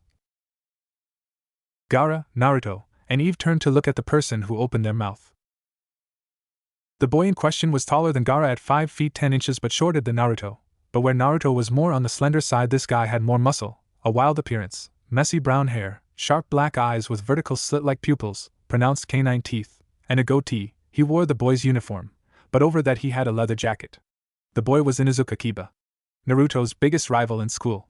Inuzuka was an undisciplined thug, and he had 4 underlings under him. Even Sona, who everyone knew to be a class act. "What do you and your pretty pink ponies want, Pickle Puss?" asked Naruto, switching to his trash-talking wrestler persona. It also didn't help that in another life Naruto was called the Prankster King from Hell. Kiba and his buddies grit their teeth in anger, but Kiba quickly gains a smirk. "You are talking a lot of shit considering Akeno dumped your ass." A hush fell over the yard. Despite Naruto and Akeno's rumored breakup, no one knew the truth. Tsubaki had talked to Akeno and all but confirmed it, and even expressed her own interest in Naruto. Of course, Naruto had no way to know all of this. He had been gone for 2 weeks. One of Kiba's goons finally noticed Eve and blushed looking at her. He was honestly surprised that it took so long to notice such a cutie. While not anywhere near the beauty of the great ladies, she was probably as cute as Kaneko. Her static expression was something to fall in love with. He slicked back his hair and walked up to Eve. "Hey there, baby. You're kind of cute. How about you come and hang with us?" said the goon, looking at Eve's budding breasts. Naruto's face clouded over as he left his verbal sparring match with Kiba. "Get the hell away from Eve before I put my size 12 boot up your narrow ass," said Naruto. Kiba got in front of Naruto. "Hey, now let's leave the new couple alone. I'm sure they'll get along great," said Inuzuka. "Hang out?" asked Eve, tilting her head to the side. The boy grinned. "Don't worry, me and the boys can teach you how to hang out. Such a pretty little thing you are," said the boy as he reached up to touch Eve's face. Before his hand could touch her face, a hand gripped his in a steel trap. The boy groaned in pain as if he was trying to act tough, but many people often underestimated Gaara's strength. For some reason, the smaller boy had a high grip strength. "I may not know Valfrid-san well, but she is important to my friend, so I will protect her," said Gaara. "Are you stupid or something? It's 5 on 2. You have no chance," growled Kiba. "Then it's a good thing that Naruto and I are both worth at least 10 men each, while you are only worth half a man where it matters." Eve smiled. "I think they call that a burn." Naruto smirked and patted her head. "I'll make a smart ass out of you yet, Eve, my dear." Kiba looked at Eve and growled. "I'll show you, you little bitch." Before Kiba even got within spitting distance of Eve, Naruto kicked Kiba with a no setup sweet chin music that sent him backwards. That shot alone rattled him, but it wasn't enough to knock him out. The only problem was that it was a setup. See, Naruto knew how strong his kick was. He had once knocked out B with it during training. Not a lucky shot. A full-powered kick that B said he could take. No, Naruto only wanted to stun Kiba. He was going to leave the finish to his best friend. Naruto wasn't I and B's only student. Gaara, he had managed, spun Kiba around by his shoulder as he jumped into the air, grabbing Kiba by his neck and head. From there, gravity did the rest and pulled Gaara down to earth with Kiba's body following suit. They both came to the ground with Kiba's neck taking the brunt of the damage, with his face hitting concrete, nearly knocking him cold. "Enough!" yelled a voice that caught everyone's attention. It was Tsubaki, and a blonde-haired boy he wasn't anything to be intimidated by. If anything, Naruto would have to be careful when dealing with him. While he didn't have proof, Naruto had to assume that everyone who was close to Sona and Tsubaki were devils. Who was closer to the student council president than the student council members? Although this was still just speculation on Naruto's part. "Hey, this asshole started it," growled Kiba as he was helped up by his friends, his nose busted and bleeding.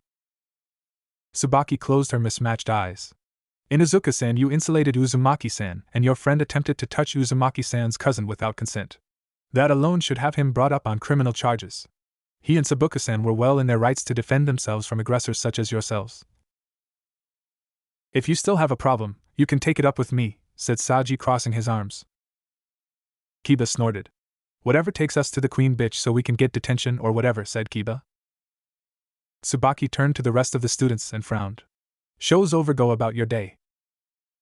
After everyone broke up, Saji led the boys to Sona's office while Gaara checked to make sure Eve was okay.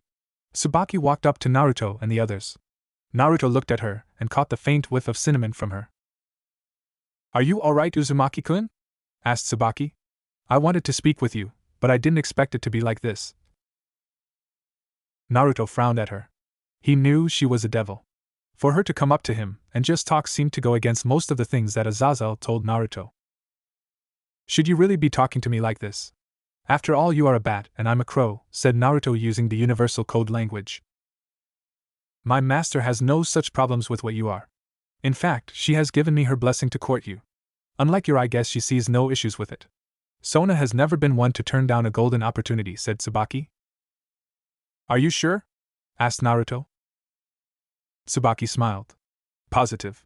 She would like to meet with you and talk with you about our courting. As she is my master, she is overall responsible for my safety, said Tsubaki. Lead the way, said Naruto. Tsubaki grabbed Naruto's arm and pulled it between her breasts. The blonde-haired fallen angel blushed at her actions. Please follow me, Uzumaki-kun. I will escort you to Lady Sona, said the heterochromatic devil. Not far away from all of this, Akeno looked at the location Tsubaki and Naruto just were from around the corner. If one was to look closely, the edge of the concrete pillar where she was standing had deep scratch marks on it. Location: Ko Academy. Place: Student Council Room. Time: 0720. Sona sat in the Student Council office going over Student Council business as well as Ko Town's supernatural paperwork. Sona sometimes hated how much work she had to do. Her analytical mind and eye for detail made it quite a bit trivial matter. However, because of the amount of work she did, Sona ever only got 4 hours of sleep within a 24-hour period, with a 10-minute nap thrown in every 6 hours. Majority of her peerage still had human attachments, so they still had their human needs, or rather they were built into them.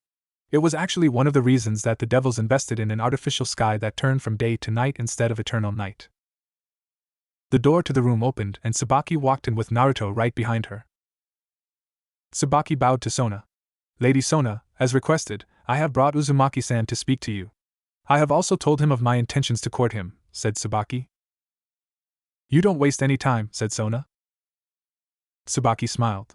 Well, I don't want to become a great witch like you intend to be, said Tsubaki. Sona frowned before smiling. You know that only someone who is on my level mentally will lay with me. So what about you and me? Asked Naruto, looking at the vice president. Saturday at 1100. You met me at the Ko Town Plaza, and we will go from there, said Tsubaki as she stepped out and closed the door.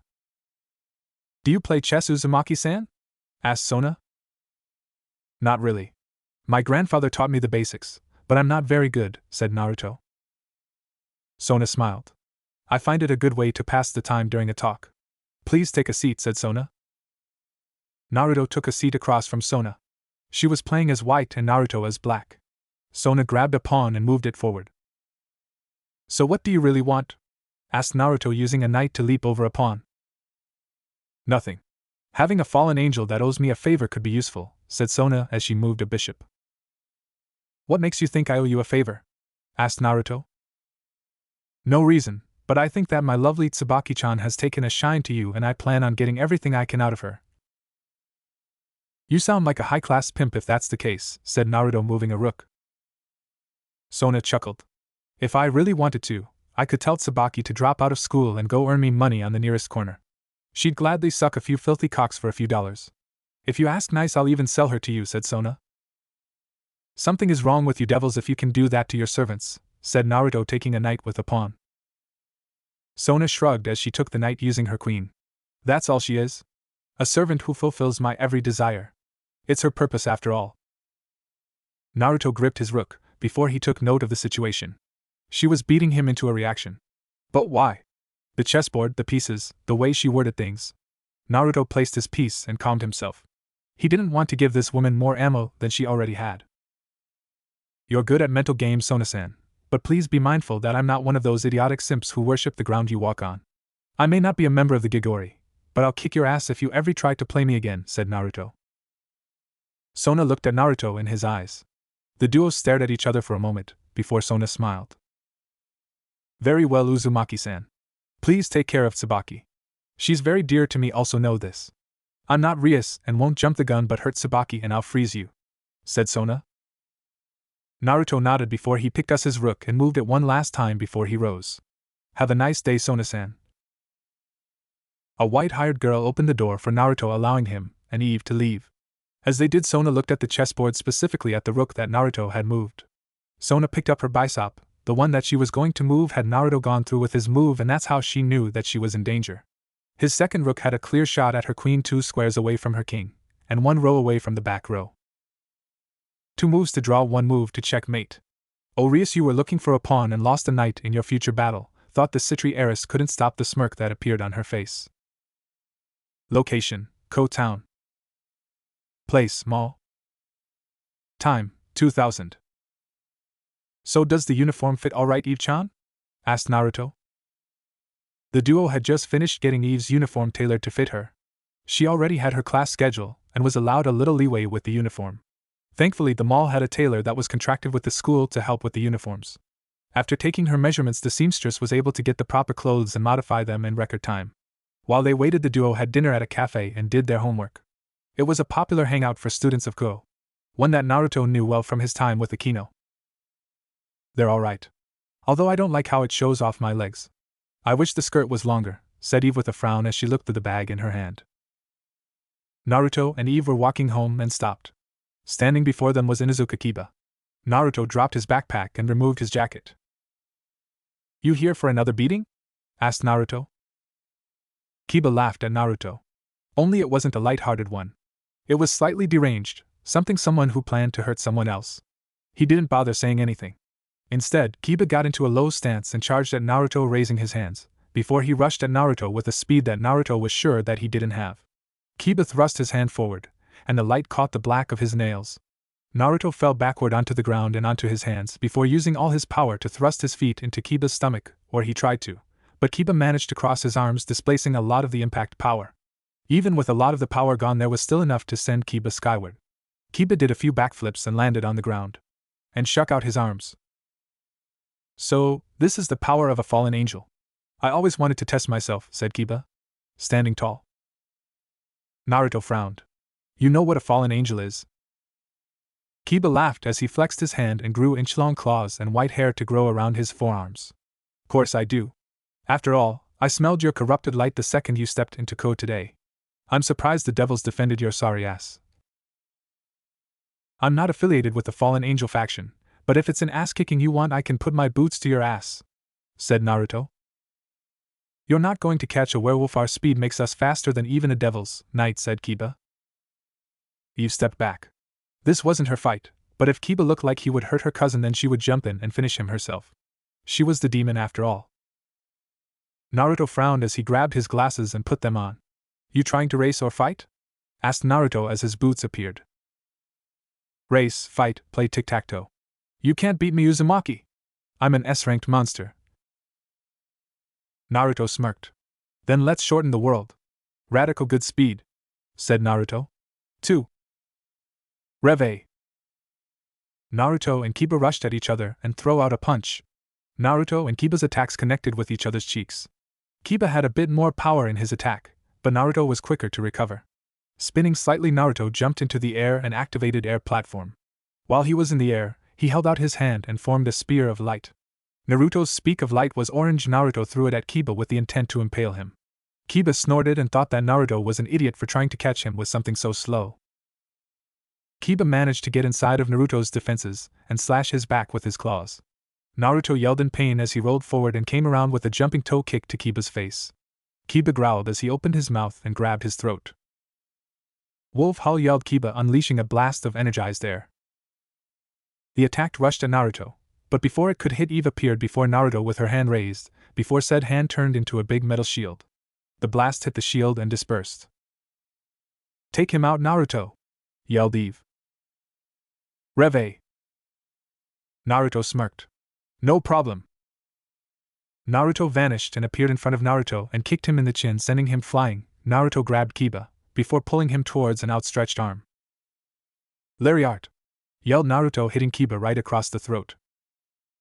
Kiba was turned inside out by this attack and landed on his back, gasping in pain. Reve! Naruto appeared behind Kiba and wrapped his head up in a half Nelson before flying into the air as high as he could. While it didn't seem like much, Naruto knew that Kiba was at a huge disadvantage. Werewolves by nature were ground dwellers. They hated being away from the ground. Their power came from the connection to the earth. Naruto began to spin as fast as he could. Drilling air throw! Yelled Naruto as he threw Kiba into the ground. Kiba slammed into the ground. Naruto spun around and raised his left into the air, as lavender-colored energy burst from his raised leg. Crank! Now for the finisher. Crescent Moon Axe! Yelled Naruto. The kick landed on the ground, panting as Eve came over and helped him up. Naruto looked at Kiba and smirked at the downed werewolf. Take that, Muttley, said Naruto. Geez, you really did a number on the runt, came a female voice. Eve and Naruto got into a defensive stance as a figure walked out of the shadows. It was a young woman. She was slightly shorter than Naruto, and she seemed to have a bit of a wild beauty to her in a MILF-type way. D-cup breasts, wild brown hair and slit eyes. She wore a brown vest that was zipped up to just under her breasts, a pair of skin-tight pants, and slip-on shoes. Who are you? Asked Eve, prepared to defend her cousin. The woman chuckled. I'm Kiba's mother and alpha of the Inuzuka pack. Inuzukatsu. Which is only me, my kids, my husband, and his brother. Anyway, the kid has needed his ass kicked for a while now, said Sum, picking up Kiba and throwing him over her shoulder. You're not mad? Asked Naruto. Nah. Werewolves love a good fight. We always want to challenge the person nearest our level, the stronger the better. As much as I like talking to you two runts, I'm taking this idiot home. Catch you around, said Sum as she vanished without a sound. That woman is terrifying, said Eve. Naruto nodded before he and Eve left the. As Eve helped Naruto away, either noticed a small serpent-like creature who had watched the entire battle. Location: Ko Town.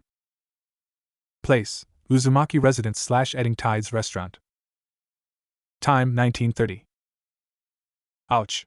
Can you be a bit more gentle on my poor back, Mitone? Yelled Naruto.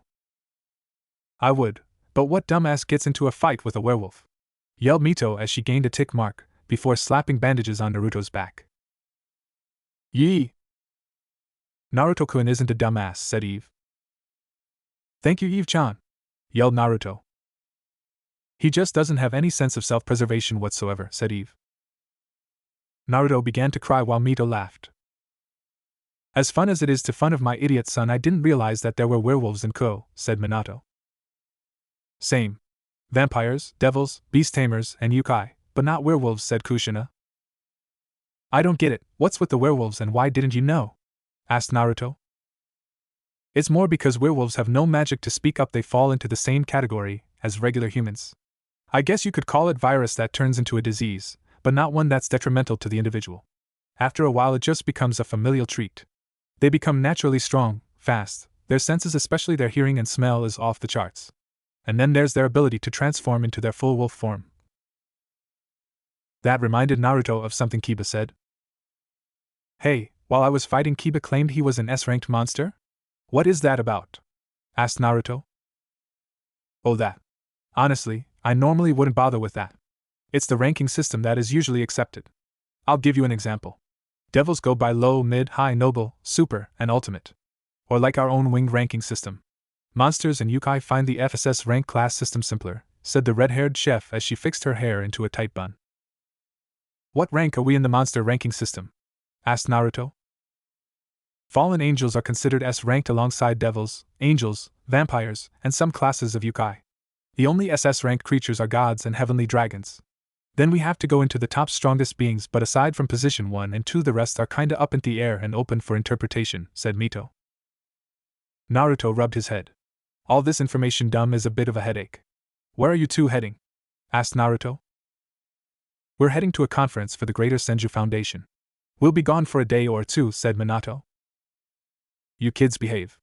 Oh, and Mito is in charge, said Kushina as Minato opened the door as he and Kushina left. If they are going to be gone for several days, what are they going to do? Asked Eve. Make out and make babies probably, said Mito. I don't need to hear about my parents fucking Mito. How about we make out instead, said Naruto with a smirk. Not in front of Eve, I'm not. Maybe another day. Besides, you still owe me 3 dates before we do anything more than kiss, said Mito, crossing her arms under her breasts. Naruto, Mito, and Eve sat playing games on the family Switch. Despite not really being on it a lot due to his training and formerly dating Akeno, Naruto didn't have a lot of time to play it, but he did indulge in the games from time to time. The phone on the desk began to ring. Naruto picked it up and saw that it was the old bastard. Yo, old man. Any reason you are calling 1-800? I'm about to whoop your candy. As if this isn't good, said Naruto, frowning. Hey Naruto, listen, I need a huge favor, said Azazel.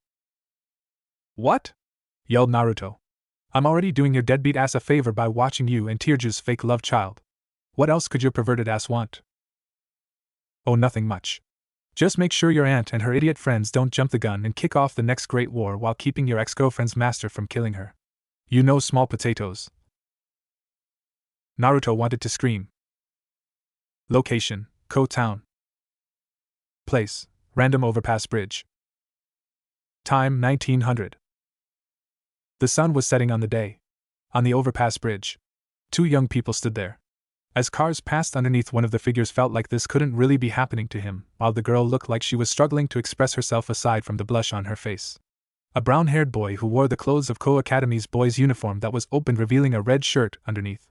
This young man was Haida Issei, the leader of Ko Academy's famous perverted trio. He wasn't a bad guy. A bit obsessed with breasts, but overall, not too bad, and it was a bit funny because some girls considered him cute, while others just considered him annoying. He also happened to have a semi-friendship with the school's best fighter. So long as he wasn't found perving on any of the girls. The girl across from him was beautiful. An attractive young woman with violet eyes, and a curvaceous, slender body with breasts that could give Akeno a run for her money. She had long, silky black hair that reached down to her hips. Wearing a dark red jacket with the letter P embroidered in gold, a white undershirt, a red bow, and a green skirt with a thin white strip around the lower end. White thigh-high socks, and a pair of black shoes. Hey there, said Issei. The girl blushed and looked away. Hello there. Can I ask you something? Asked the girl. Sure, go for it, said Issei. Please go on a date with me, said the girl, closing her eyes and throwing her fists up. Issei instantly thought that he had hit the jackpot. After spending the last year getting rejected and just peeking at the Kendo Club girls, the co-captains of said club, Issei would admit he wondered if they were lesbians or would share a boyfriend. Either way, he wanted to find out. It didn't help that there were rumors that they had been seen kissing each other in the Kendo Club. With his 2 friends and their rather open perverted attendances, especially Matsuda, who Issei was worried would do something really drastic. He thought that he would never have a chance with the girls. Especially since he was labeled a pervert. In truth, Issei was just overly hormonal compared to other boys his age. At least that was his thoughts until last week. He started to see a girl around Ko. It was on the train the first time he saw her. It wasn't anything major, just them locking eyes. Issei didn't believe in love at first sight, but he would admit that he was taken aback by her looks. If anything, she could compete with Himejima-san in the looks department. Sure, but we don't even know each other's names, said Issei, rubbing the back of his head while trying not to stare at the young woman's chest. The girl's eyes shot open as her hands flew to her mouth. Oh, I'm sorry. My name is Yuma. Amano Yuma, said the girl. Issei smiled. That's a very lovely name, said Issei. So will you go out with me? Asked Yuma. Yuma smiled before she walked up to Issei and kissed him on the cheek. Great. I'll see you Saturday at the Ko Town Fountain Plaza at 11. Don't be late, said Yuma as she ran off. All too easy. A little shyness here, a batting of eyelashes there, and the right clothes and you have them eating out of your hands. Good job, Rainer, thought Yuma, wanting to laugh. As Rainer ran away from Issei and disappeared down the stairs, she took off before she rounded the corner of an alley and stopped dead in her tracks. Standing against the wall still in uniform was her nephew. Rainer was well aware that this was perfect little Kushina's son. You deserve an Oscar for that award performance. The best female manipulating a horned-up teen role goes to you and Rainer. By the way, Heaven's Evening Day's nice touch with the name, said Naruto, removing his shades and placing them on top of his head. Yuma frowned as she crossed her arms and leaned on the wall. Oh, if it isn't father's newest grandson and pet project? What are you doing here, Naruto? asked Rainier. Rainier was the youngest of all of Azazel's kids. She was only 20 years old, but in fallen angel terms she might as well have been a kid. She also wasn't in her true form. Because of her sin of desire, she tended to walk around in the body of her teenage self. It was her preferred form unless she was in combat. Even then it made no real difference other than her clothes and height. "Keeping an eye on you by the request of the old man," said Naruto as he reached into his back and pulled out a bottle of water, before guzzling it down. Rainier snorted before she kicked off the wall and tried to walk away. "Bug off, kid. Go play at school or something. I'm doing real work here." "By real work, you mean fucking over that perv without giving up the goods. Give him blue balls and all that mess," said Naruto, knowing that anything that Rainier did with Issei wouldn't end well. "My team and I don't need a babysitter," growled Rainier. Naruto grabbed her by her wrist and threw her into the wall, not hard, but enough to let her know she wasn't leaving. Naruto slammed his hand next to her face. Naruto had always wanted to try the wall slam confessional, but not like this. He always pictured it to be more romantic bot business. Especially with a woman who was technically his aunt, although with how far out the bloodline was removed, they could hardly be related. "I want you to do that to me," said Gria, teasing her host. "Not now, Gria, I'm kinda working," thought Naruto without breaking eye contact with Rainier. "I didn't hear a no," said Gria. "Azazel disagrees," said Naruto, ignoring his partner. "Hey, what the hell are you doing? You trying to fuck me or something?" asked Rainier, hoping that Naruto would be a blushing virgin and let her go. Sadly for her, Naruto wasn't so weak-willed to fall for it. "He told me about your mission," said Naruto, completely serious. Rainier froze upon hearing this. Rainier and her team had been told that they were supposed to observe Highschool DxD. During his brief stay a few weeks about, he said he felt a massive draconic force within Kuo, while dormant dragons unleashed periodic bursts of energy. Over the course of time, when they are close to waking up, orders came down through the chain to find and watch the source of the energy. However, a note had been written by one of the cadres. "If the dragon shows signs of waking or the devils take an interest in recruiting the wielder, eliminate them." Rainier looks away and grit her teeth. "What would you have me do?" asked Rainier. Naruto pulled away. "Lucky for you, I also have a date Saturday. We'll meet at the fountain and talk about it there." "Oh, my date is a devil and I expect you to play nice with her," said Naruto with a smile. The dark-haired beauty glared at him. "Who the hell do you think you are to order me around?" yelled Rainier. Naruto summoned a light sword and held the tip to Rainier's throat. Rainier swallowed hard as her legs shook in fear. She hadn't detected a hint of malice in his actions, so for him to attack her and nearly kill her in a split second should have made her worry about how strong this kid was after Azazel's training. No, she was stronger than this kid. "Azazel Gigi told me how strong-headed you are and how you crave his approval after refusing to go into the administration. He's not mad at you for following your own path, but he won't allow you to do anything that could lead to another war. He loves you, Aunt Rainier, but he'll sacrifice even his own kids to keep everyone safe," said Naruto. "How could I taking out that little perv lead to a what? Hell, he'd probably get a boner seeing my real clothes and form." Naruto took the sword away from her throat. "Remember what I said, Rainier," said Naruto as he took off. Once Naruto was away, Rainier rubbed her neck. "Asshole didn't hand to hold a knife to my throat," said Rainier. Location: Ko Town/Ko Academy. Place: Student Council Office. Time: 2120. Sona sat across from Rias looking at the chessboard. Behind the duo were their respective queens as well as one other person acting as their bodyguard. For Rias it was Kiba and for Sona it was her newest pawn, Saji. "Are you ready to go over the people who would make good peerage members?" asked Rias as she moved a pawn. "Of course. There are quite a few candidates that I like," said Sona. So, they went down the list from the Kendo Club co-captains to the vice-captain of the kickboxing team, Mio, who was one of the strongest girls in the school. Mio's inclusion was a bit annoying to Akeno since the young girl tended to hover around Naruto like a lost puppy when she was in the club room. Oh, how that little bitch used to annoy Akeno when she would visit and watch her ex-boyfriend, she had to remind herself. "What about Highschool DxD?" said Rias as she moved her pawn and took a bishop. "The leader of the perverted trio? What's so special about him?" asked Sona as she moved her queen into a checkmate position. Rias sighed as she tipped her king over. Kaneko is sure that she sensed a scared deer on the boy. "Not sure what kind, but she was sure that it felt like a dragon," said Rias. "That doesn't narrow it down that much. There are over 100 gears that have some type of dragon affinity to them," said Sona. So will you take him? Asked Rias. Sona put her head in her open palm and seemed to think about it for a few minutes. It looks like the Gremory ability comes in clutch for you. I won't be taking him as it would disrupt the balance that I'm going for in my peerage, said Sona. Great. Now that all the work-related stuff is out of the way, do you truly intend to allow Tsubaki-ken to go on a date with a fallen angel? Asked Rias. The friendly atmosphere of the room quickly became tense. I have given both Tsubaki-chan and Naruto my blessing to court. I've even sent in the necessary paperwork to both my father and my sister. If anything comes from their union, I am prepared. My hope is for there to be a devil that can use light magic, said Sona. Tsubaki blushed. I'm not sure how far our union would go, milady, said Tsubaki. Nonsense. Although someone of Akino's patronize would have a higher chance of such a child with all the powers of a devil and few weaknesses, said Sona. I am not a political tool, growled Akino. Akino-chan has no desire to get back with Naruto, and as her king, I will not force her, no matter how good it might be for devilkind in the long run, said Rias. The council might have something to say about it, said Sona. Rias slammed her hand on the table. The council can kiss my ass. I won't let them come after my people because of something we didn't know. Sona narrowed her eyes. You acted rashly, and instead of analyzing the situation, you just acted like a barbarian.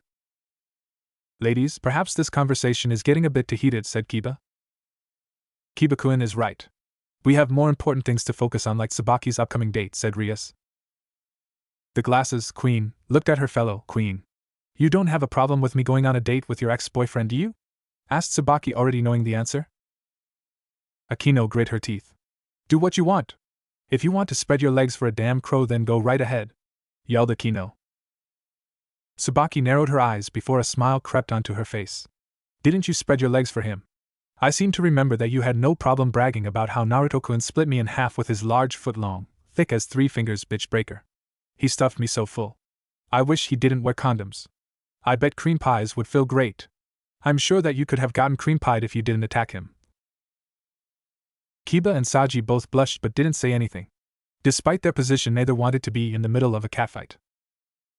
Watch your mouth, bitch, or I'll rip your tongue out from your throat, yelled Akino, her purple eyes widening. Akino, stand down, hissed Rias. Tsubaki, that's enough, said Sona with a blush on her cheeks. Tsubaki looked at her mistress and bowed. I apologize, my lady, but I wanted to remind Himejima-san about her own rather lewd retelling of her nights with Uzumaki-kun. Her words were always to that effect. Leave it alone, Tsubaki. What I had with Naruto-kun is dead, said Akino. If it's as dead as you say, then why did I find you pleasuring yourself to his picture in the changing room after gym class yesterday? Asked Tsubaki. I was horny, and he's the best-looking guy around, said Akino unconvincingly. Something along those lines. Even if he is a fallen, I have no intention of, how did you put it, spreading my leg open for him after only one date. I have standards, said Tsubaki. Akino turned and stormed out of the room. Kiba sighed as his senpai left the room, but he knew that his place was with Rias. Rias sighed. We'll have to do this again soon, Sona, but please let's leave the insults and politics out of it. Sona smiled. No promises, Rias. I myself find Uzumaki-kun quite attractive, and if he does end up with Tsubaki, well, harems aren't devil's only ways of showing status and power. I'm sure that he wouldn't have a problem with a polygamous relationship, said Sona. Rias looked at Sona and snorted. He's only a tool used by those stronger than him, said Rias, standing up and leaving the room. If that's what you believe, I wish you a good night, Rias, said Sona. Location, Ko Academy. Place, Edding Tides. Time, 2230. Edding Tides currently doesn't have any customers.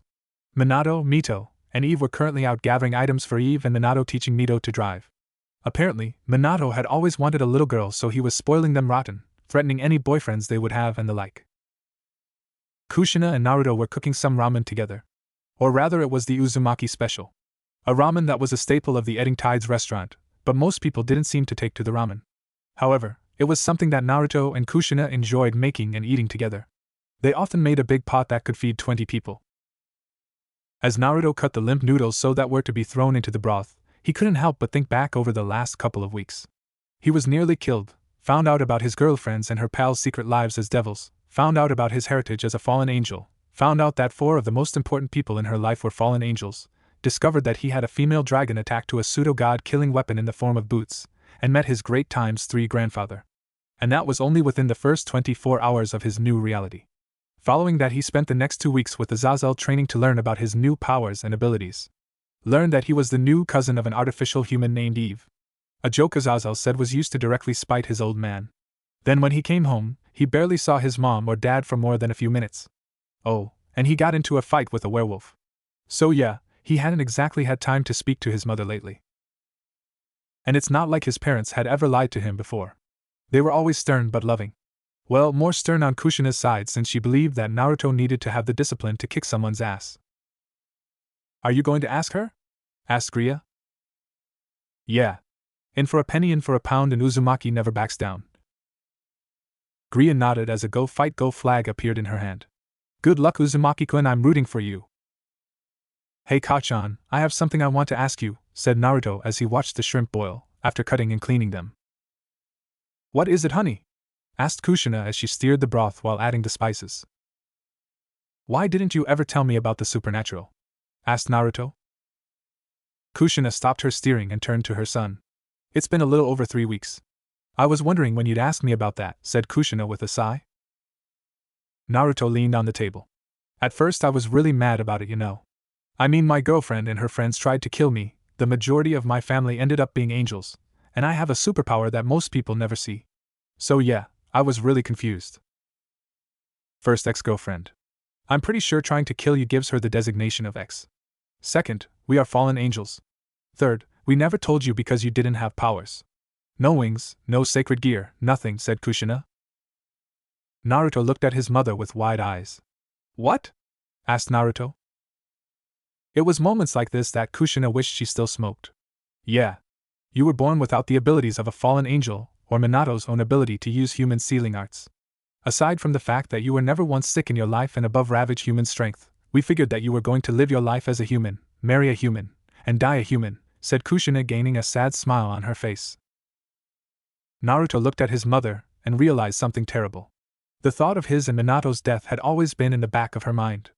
Kushina could live for up to 1,000 years or more, while Naruto and Minato would die if they were lucky at the age of 120. 1/10 the life she could live. While she would always have Azazel, Tsunade, Shizen, and Mito, she would lose both the love of her life and her child. "Can you forgive me for being a foolish mother for keeping secrets from you?" asked Kushina, looking away from her son. She was silently dreading this conversation as well as the outcome. Would he hate her? Would he never speak to her again?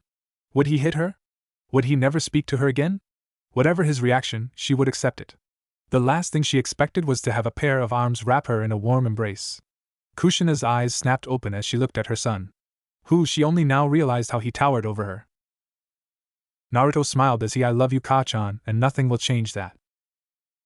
Azazel's theory was that the blood had diluted so far after 5 generations that blood, aside from a few benefits, I'd be the last fallen angel of the Uzumaki bloodline unless I decided to have a child with another man besides your father.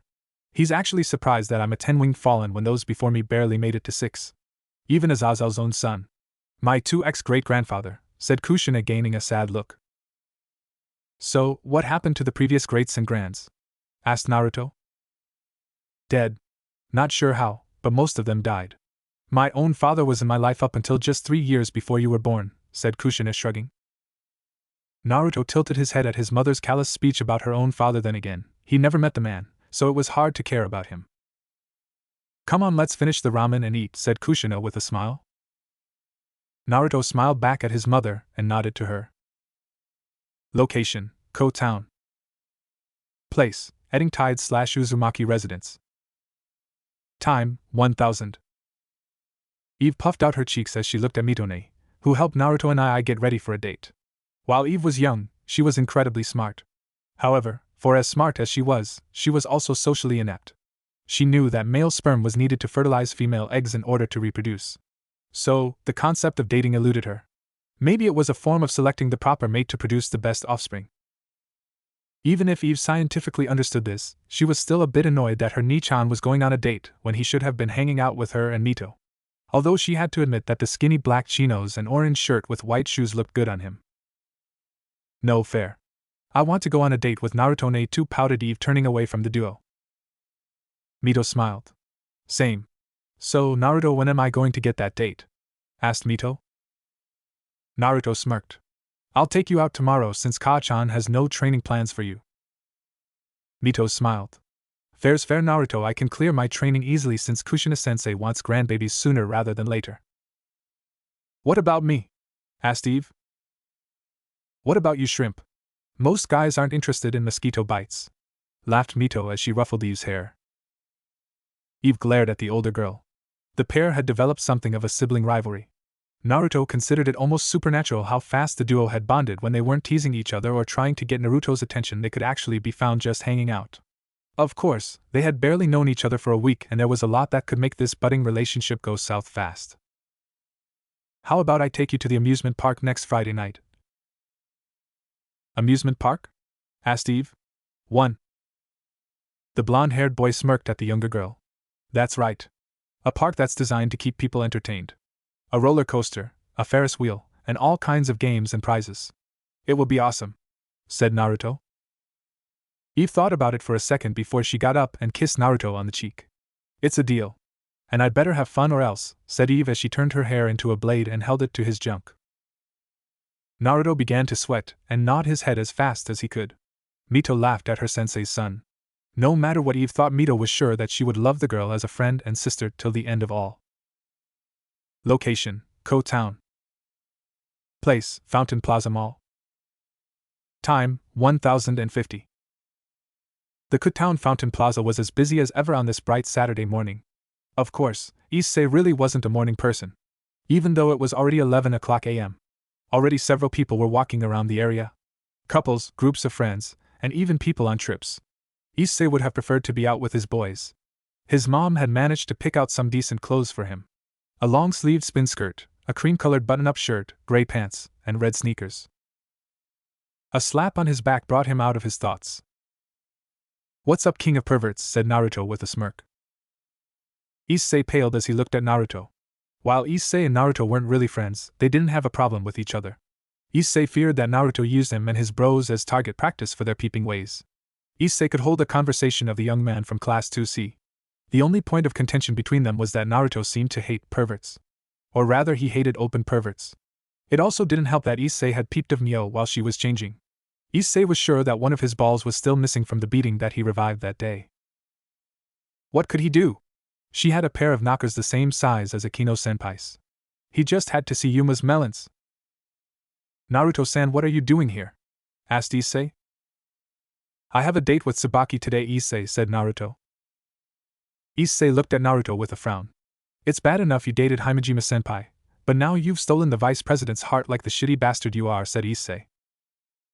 Hayate-san, I hope that you're not causing problems for my date, came Tsubaki's voice.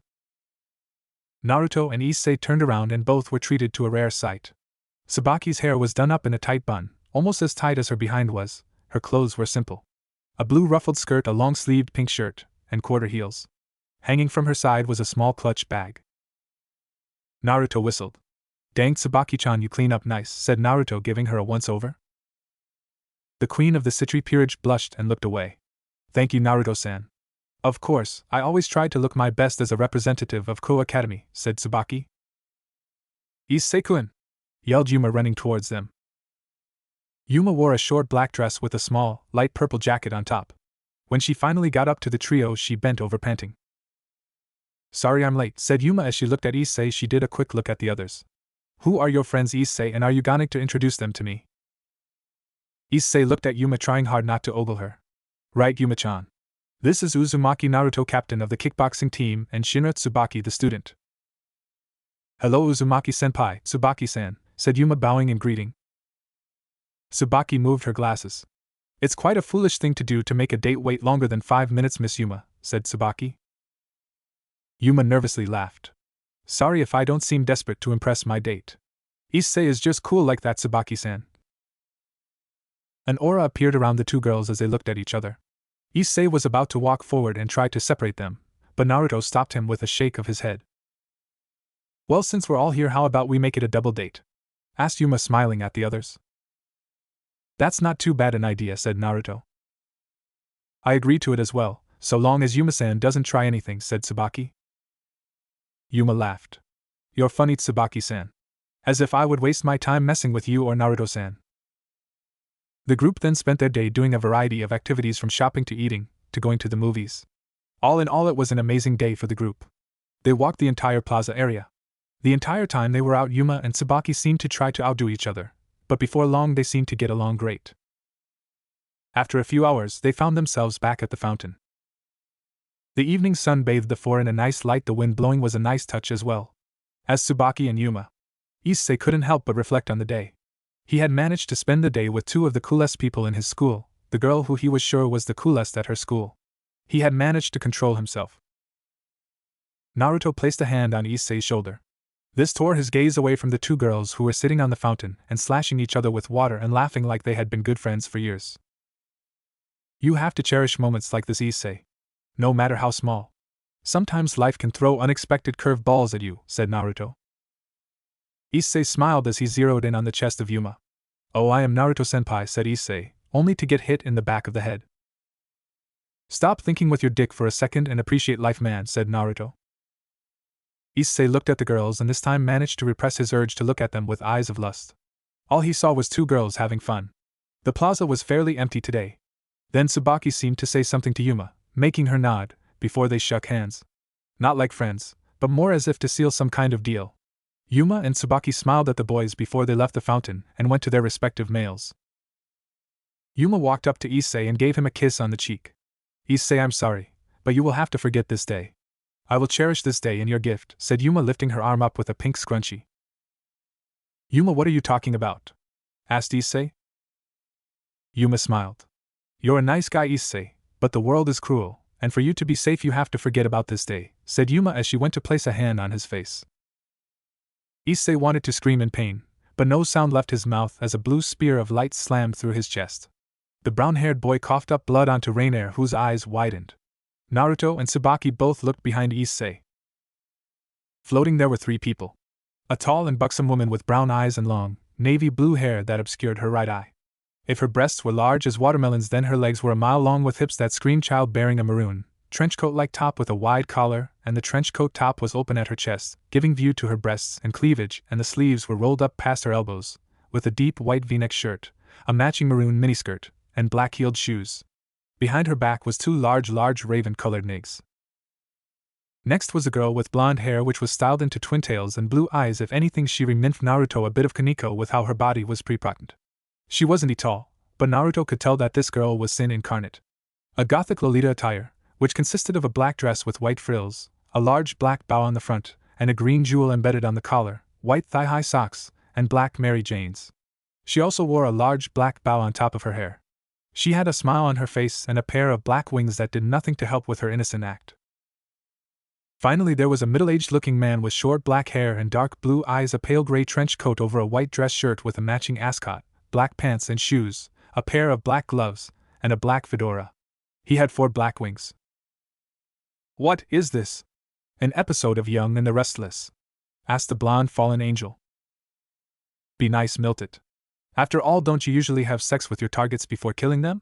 Asked the blue-haired woman. Better than being a virgin spinster like your fat-ass Kalawaner, said Miltit. I'm not a spinster and I'm not fat. My one true love is sitting on the couch and doing nothing, yelled Kalawaner. Enough, you two, get Rainier. I'll handle the devil and her traitor pet, said the man. Damn you, you Dick Van Dyke wannabe, yelled Naruto as he summoned his spear and threw it at the man with all his might. The man smirked as he caught the spear. Naruto's eyes widened as he didn't know that his spears could be caught. Azazel during their training had always smashed them to pieces. Not bad, kid, said the man as he threw it at Tsubaki with twice the power and speed as Naruto's original spear. Tsubaki knew that she wouldn't be able to block the spear. Naruto jumped in front of Tsubaki, taking the spear of light in his stomach. Naruto grunted in pain as he went to his knee. He gripped the spear in his gut, before ripping it out only for 2 more to make their home in his chest. Naruto-kun! Yelled Tsubaki. Kalawaner cursed and turned to the trench coat-wearing man. Damn it, don't seek. That wasn't part of the plan. Rainer-sama ordered us to stay back and observe. If we were to attack the devils and the blonde-haired male were off limits. The man snorted. If the kid is so weak that a light spear could kill him, then he wasn't worthy of our ranks in the first place, said Donsik. Rainier glared. You moron! That's my nephew! Yelled Rainier. Milton looked at the bleeding Naruto and sighed. Shame. He looked like he would have been fun in bed, said the girl. Whatever, we need to leave now, said Kalawaner. Rainier cursed and looked between the two groups before she spread her four wings and followed after her comrades. As he lay there watching Tsubaki try and help Naruto, Issei couldn't help the feeling of jealousy in his chest. He didn't want to die alone. He wanted someone to be there for him. Someone as beautiful as Yuma. The blood on the ground sipped into a small seal before a circle appeared on the ground as Rias-senpai and Akino-senpai appeared. Naruto could barely hear what was happening as Rias seemed to be issuing orders. Whatever was going to happen, Naruto would figure once when not ifs were for suckers. He woke up. Location: Ko Town. Place: Edding Tides Restaurant/Uzumaki Residence. Time: 2100. The portal opened up and allowed Tsubaki, Akino, and Naruto into the room. Akino looked at the hole in Naruto's stomach, the blood dripping. Naruto coughing up blood. Akino was pulled into memories of her past, swinging blades and magic attacks. The iron smell clung to the winds on that snow-filled day. Ino! Help me! You can help him better than I can, yelled Tsubaki as her hands glowed. Right, said Akino as her hands also glowed. Devils naturally had a hard time healing damage done by light magic and light-based weapons. Naruto's saving grace at the moment was that he was naturally born a fallen angel, while both girls worked to try and repair the damage. The door to the room opened. Hey, what's up with all the no dash? Started Mito as she and Eve walked. The two female devils looked at the two blonde fallen angels. Both of them were shocked seeing their loved one layered out on the bed. Mito summoned her knife while Eve created several tentacle blades from her hair. What did you do? Asked Eve, trying to act as the voice of reason, but was something hot crawling under her skin, wanting her to rip and tear and hurt so badly until the pain stopped. Tsubaki opened her mouth. We were attacked by fallen angels. Naruto-kun took a spear of light to save my life, said Tsubaki. So you used him as a shield to save your worthless ass? You were probably dropped by that worthless bitch you call a mother, yelled Mito, more than a little tempted to summon her own light spear and deal damage. What's all the noise? Started Kushina as she walked in, wiping her hands. Kushina looked at everything in the room before her eyes landed on her son.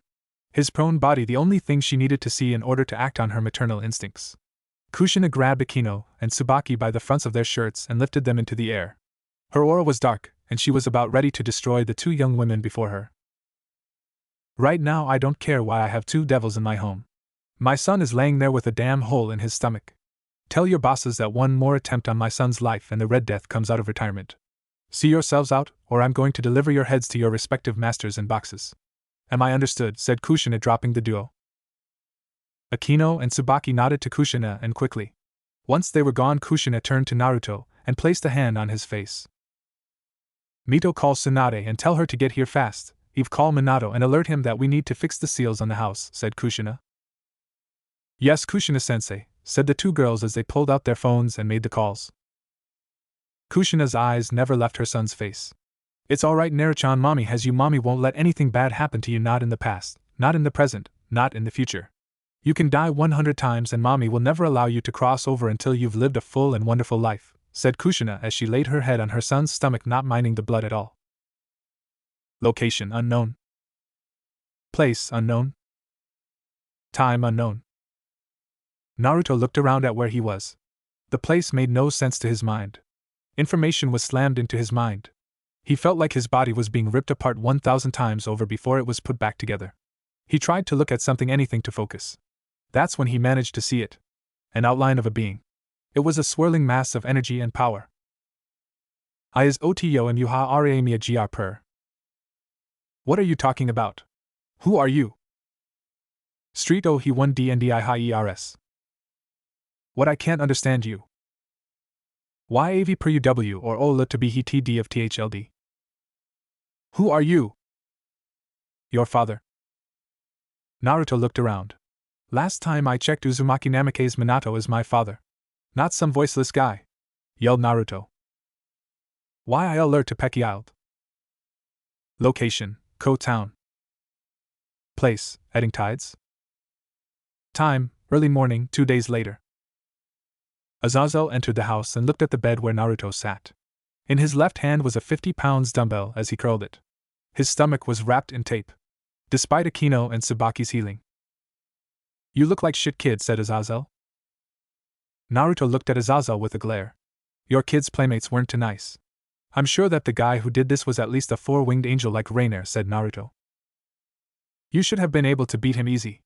While you only have 2 wings, you're already stronger than most 4-winged angels." Naruto looked at Azazel as he tossed Naruto a card case. Naruto opened the case and found 7 cards in the case. The world, the sun, the star, the moon, the judgment, the lovers, and the fool. Each of them were done in tribal fashion and they were hard, like crystals.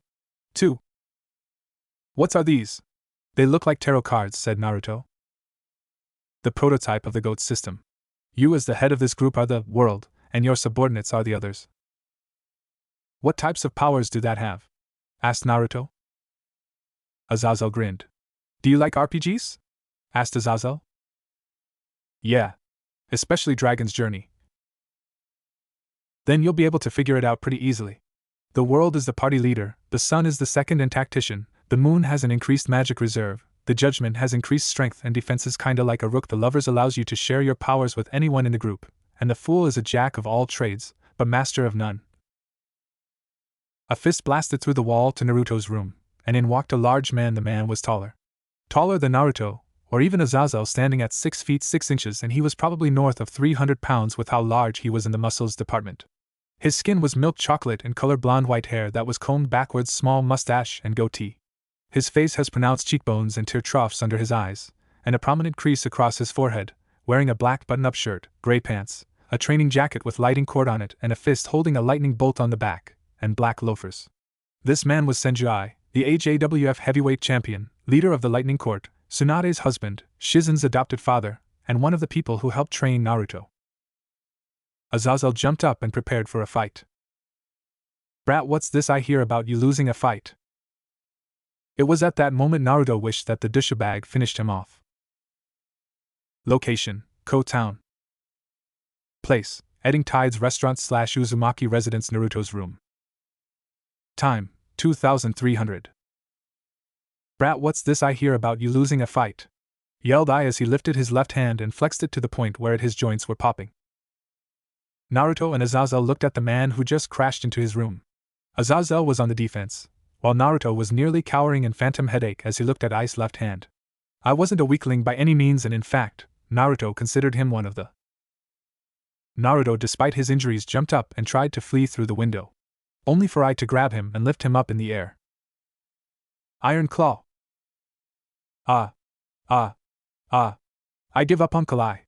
yelled Naruto, gripping Ice's hands to try and pry his grizzly bear-like hand off his head. I growled in annoyance as he increased the pressure. "Who said you can give up? I'm taking you to the Lighting Court training arena. 200 push-ups, 1,000 rope bounces, and 500 falls. And don't forget your 100 energy bars. Also, no ramen until you're done," said I. Naruto began to cry anime tears. Azazel was at a loss for words.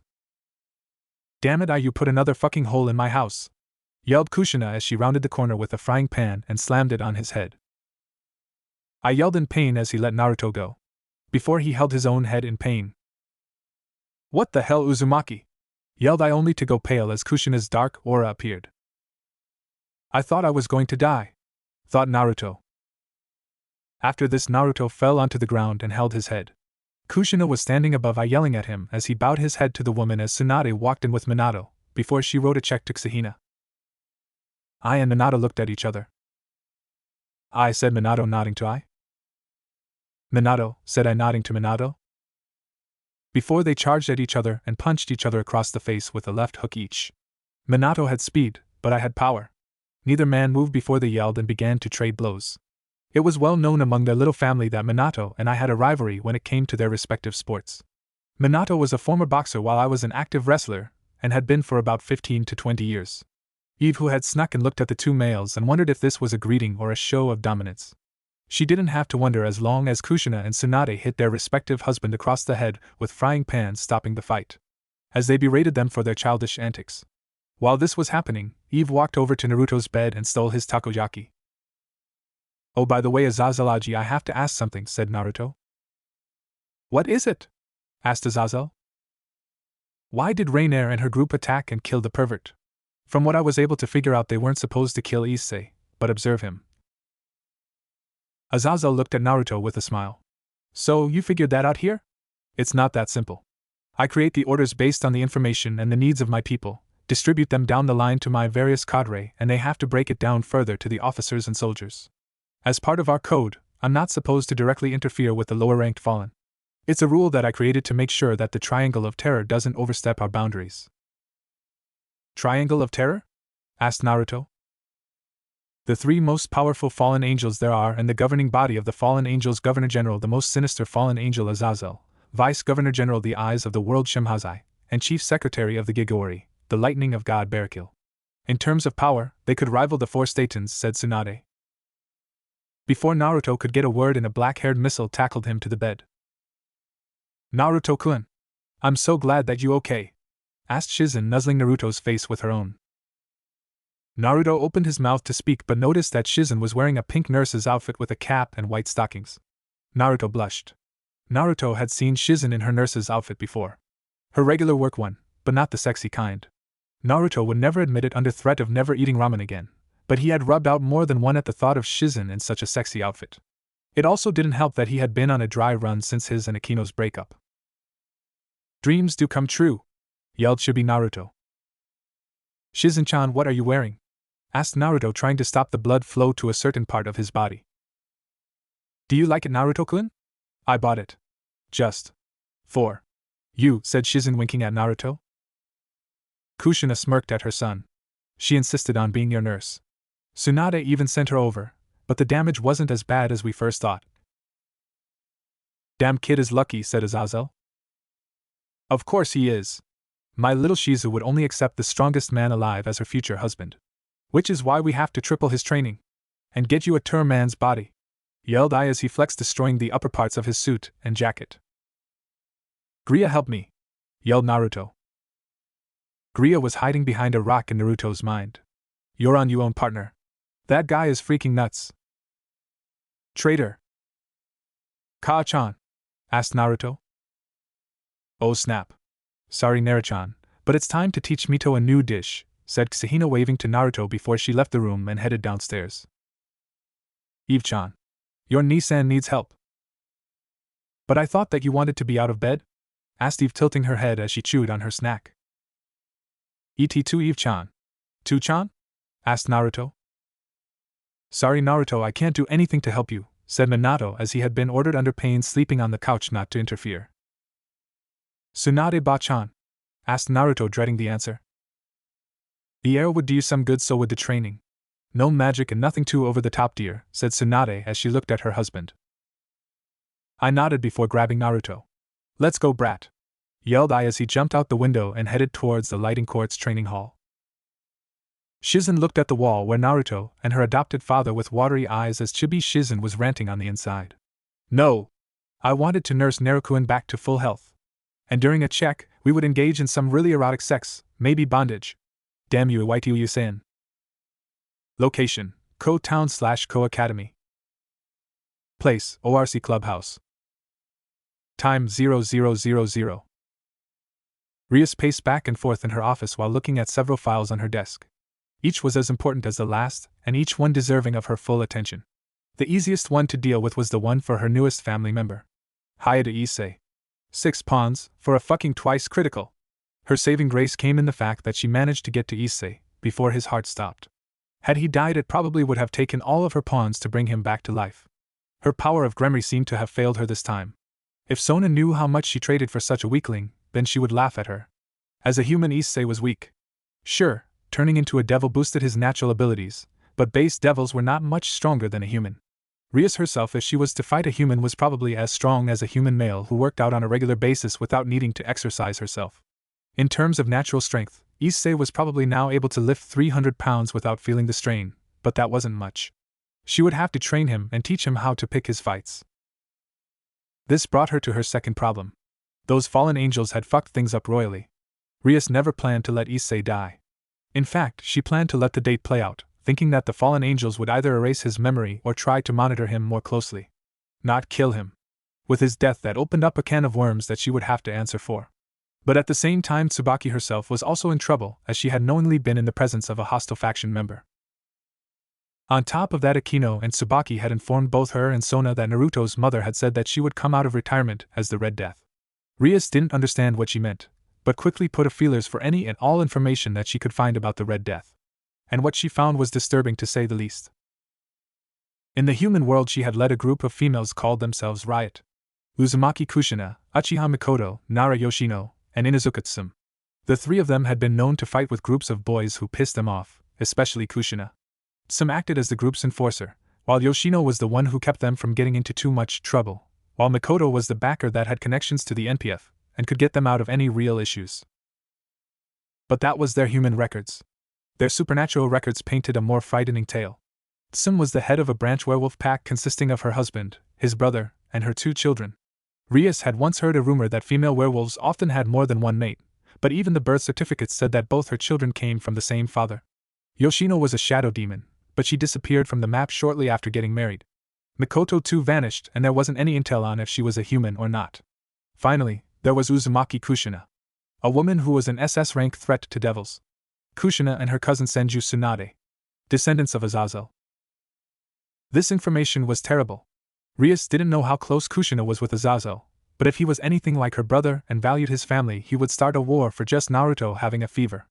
Not to mention that he was in the middle of a scrap between herself and a group of fallen angels. Sona was already on her ass about the incident, and told Rias that in no uncertain terms that if another security failure happened on Rias's watch that she wasn't going to cover her ass again.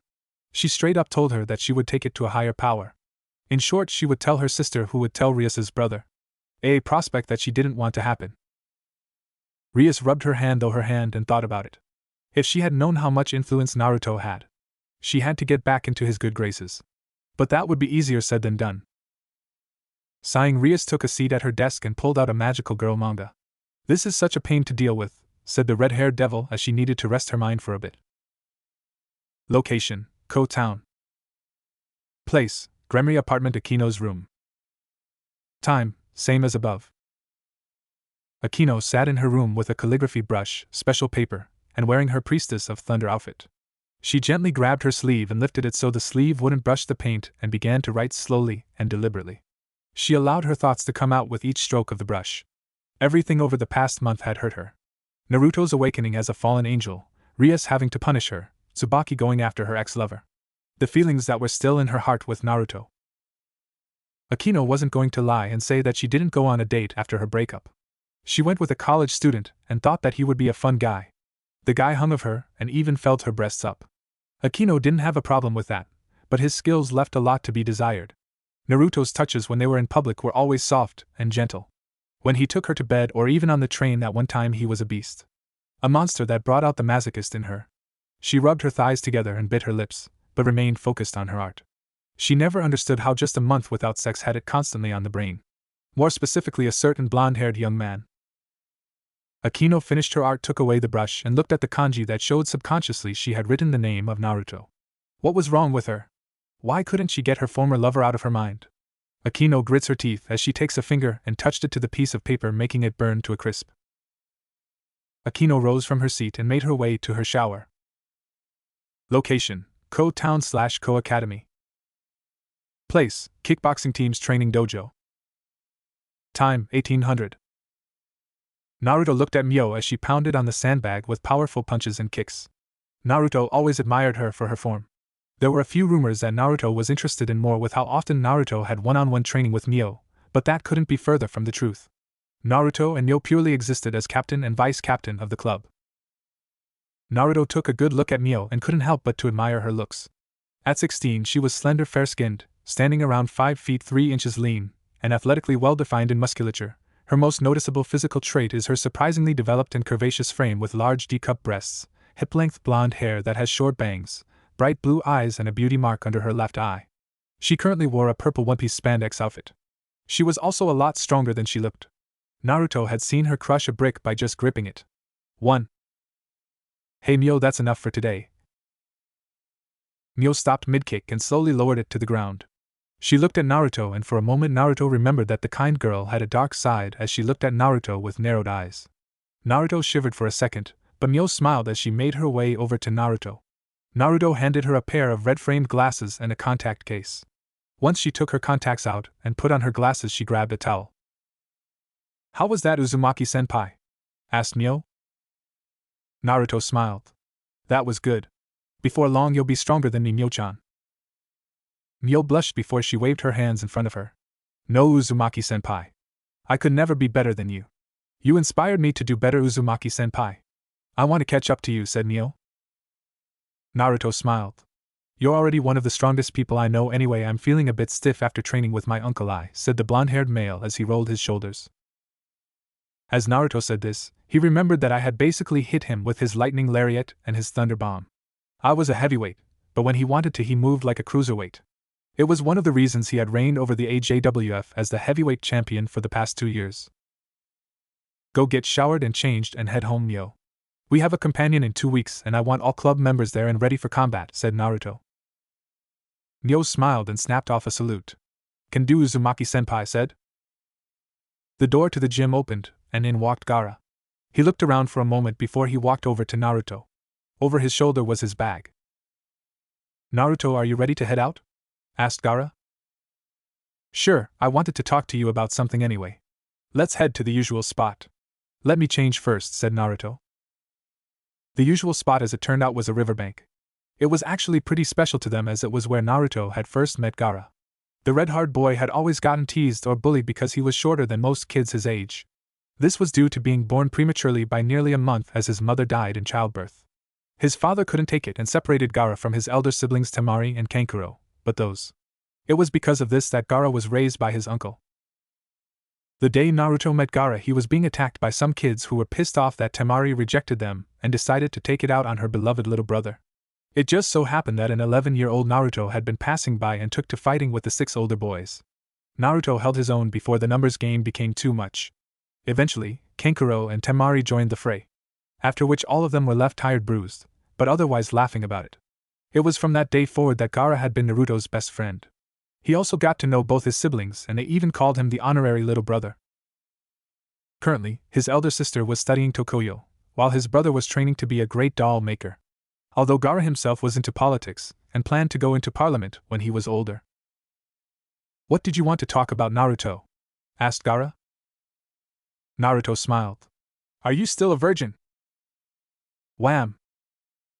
A laughing Naruto came off his feet as a blushing Gaara had decked him. This was a usual question from Naruto to Gaara. The short red-haired boy was something of a prude. While he could look at a female with that blank expression on his face, he would faint at the barest hint of skin past a certain point. It was actually pretty shocking that he was able to go to the beach at times. "You know that I am. You're the one who set me up with Matsuri when we went on a double date, and she was a real possessive type," said Gaara, shaking his hand. "Right, she was a handful. Nice girl though," said Naruto, wiping his face. "What do you really want, Naruto?" asked Gaara. "What if I told you the supernatural was real? Gods, dragons, angels, devils, demons, and monsters?" asked Naruto. "I would tell you to show me proof, but I was interested in hearing more," said Gaara. Naruto looked at his friend before he allowed his wings to appear, allowing feathers to rain down, before he gently rose up and floated over to Gaara. Gaara, for his part, was speechless. He expected something of a meta joke, or even Naruto to tell him that he approached him, but not this. Even so, Gaara didn't plan to run away from his brother. "What if I told you that I was a fallen angel?" said Naruto. "I would tell you that it changed nothing about our relationship and that you are my best friend and I would follow you to hell and back if you needed my help," said Gaara. "What if I told you that my great times 3 grandfather created a way to turn ordinary humans into fallen angels? What if I told you that I want you to be my number 2 in my personal group of fallen angels called a phalanx?" asked Naruto, coming up with the term that used the GOAT system on the spot. "I would call you stupid for even thinking I'd turn you down," said Gaara. Naruto smiled before he pulled out the sun. "Are you sure you want to do this? I didn't ask old Pervywings if this process is reversible or not. That being said, I also don't know the side effects since this is the new technology for fallen angels," said Naruto. "We will cross that bridge when we come to it, Naruto," said Gaara. "Alright then, let's do this, Gaara, as my friend and ally. I beneath them come join the ranks of those trapped between holy and unholy. Join my phalanx as the sun," said Naruto as he charged some of his own energy into the card and threw it at Gaara. The sun settled on Gaara's chest before sinking in. At first, nothing happened before Gaara felt a rapid pain shoot to his head. Gaara wanted to scream, to give the pain an outlet, but the grip on his body was tight, forcing him to the ground. The ground under Gaara began to turn to sand before it shot up and slammed into his forehead. While this was happening, a black pair of wings tore through his school shirt. They were bloody and limp, weak from the first time they came into the world.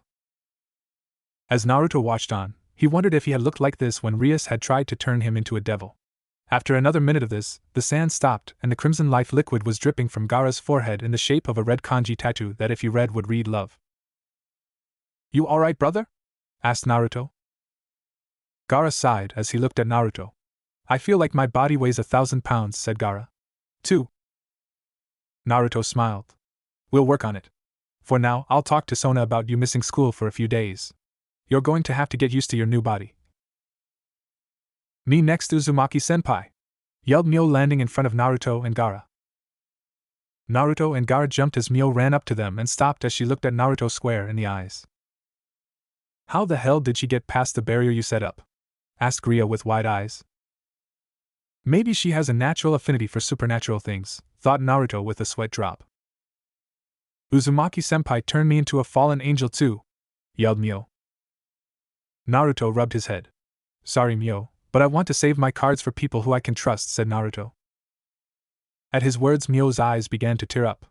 Naruto's sweat dropped and tried not to succumb to her tears.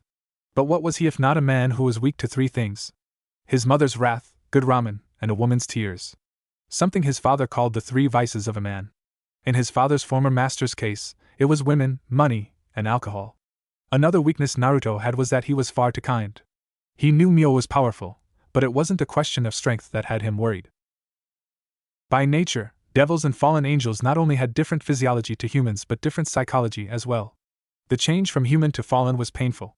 When Naruto had changed, it had opened up parts of his body that he never even knew existed. According to Azazel, he had a new network that helped carry his magic, and his brain had been reworked so as not to harm him when he used to said magic. On the psychological side of things, it was much different. First of all, Naruto once considered killing to be something only officers, soldiers, and the truly depraved did, with the rare exceptions of people killing in defense. Now the very idea of killing someone was just an afterthought.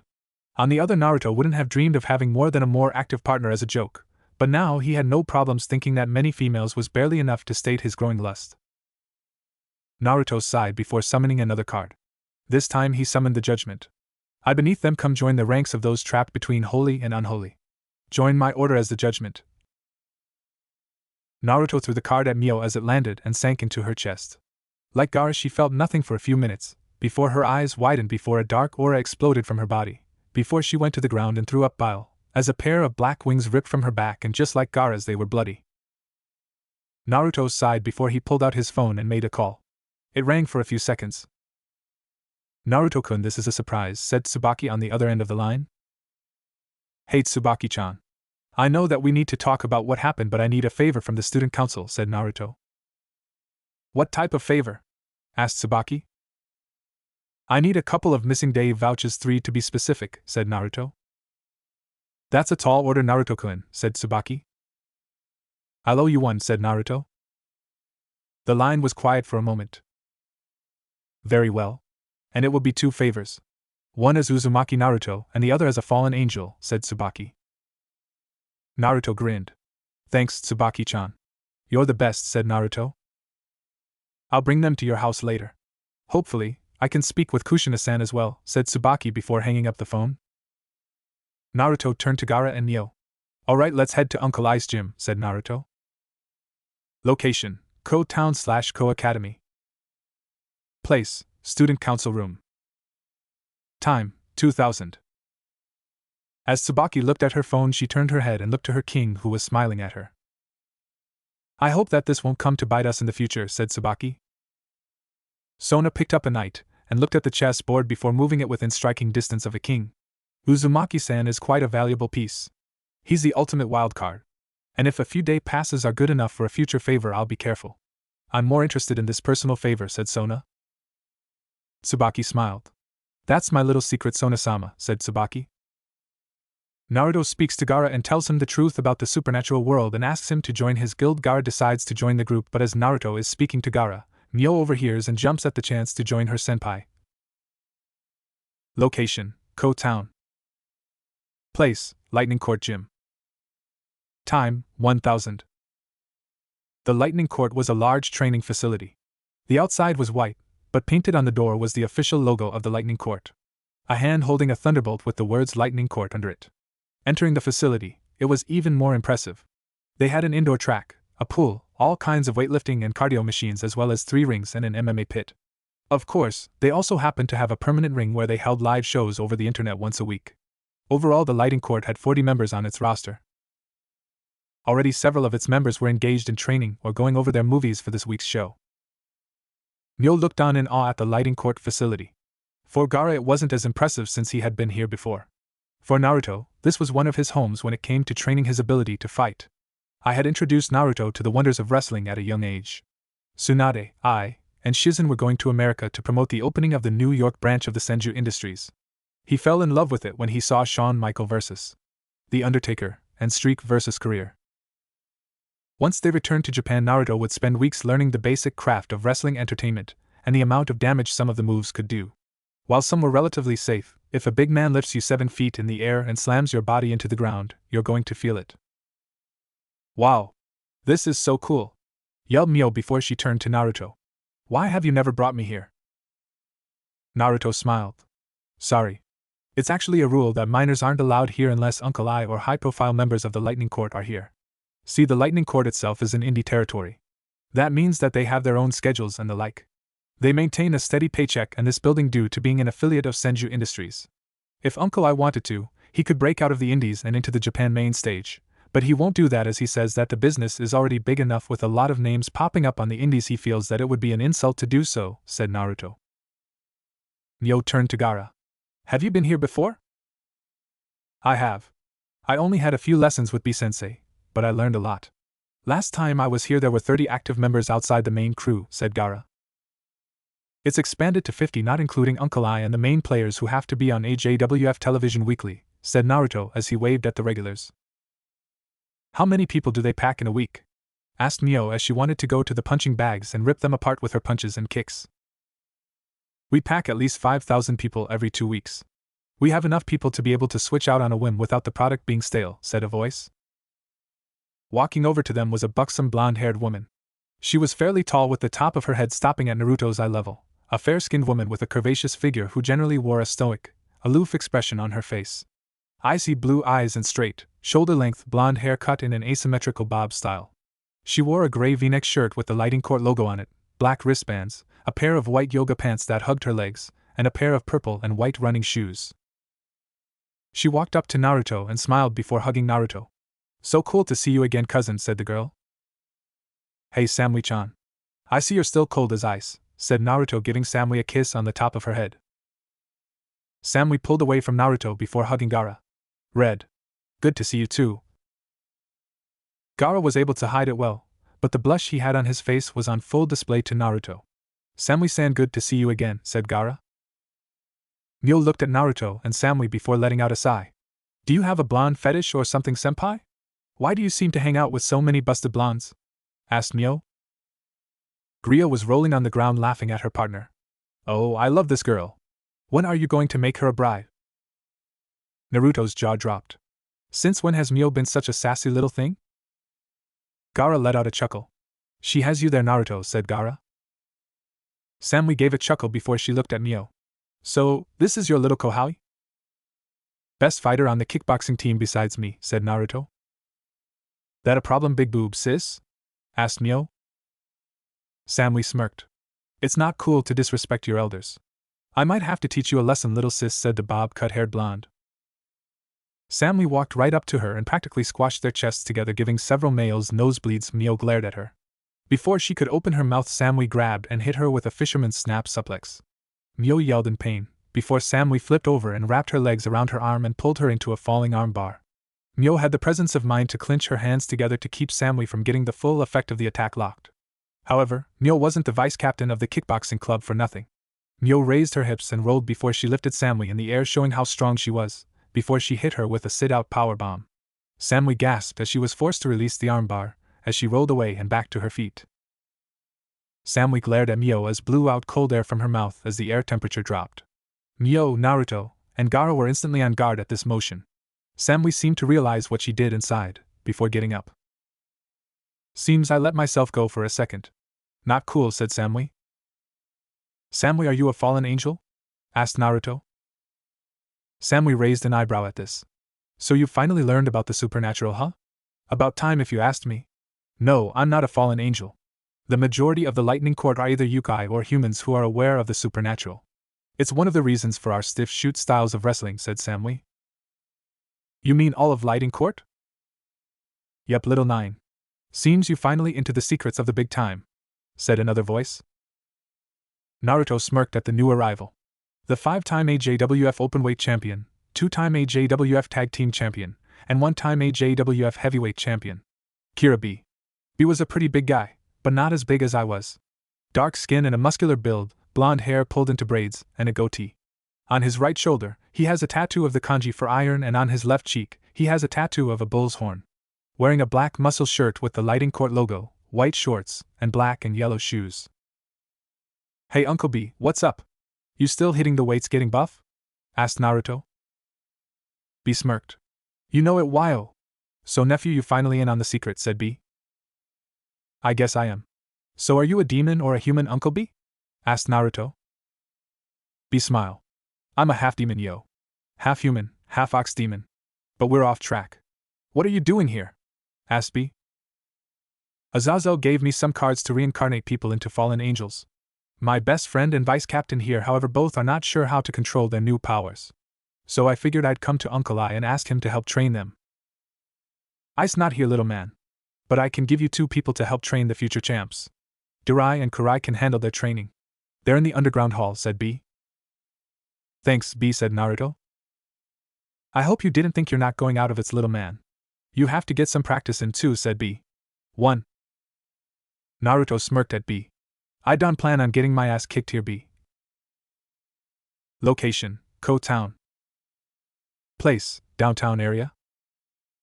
Time, 1600. Eve walked towards the school with an ice cream cone in hand. For the last 2 days, Naruto had been training his new phalanx members and himself. Eve would be honest in herself and say that she didn't know how strong she and her friends were. Sure, Naruto had his sacred gear, but Eve hadn't seen Naruto train with it at all. She frowned as she looked at her hand. The palm turned into steel before she clenched her hand.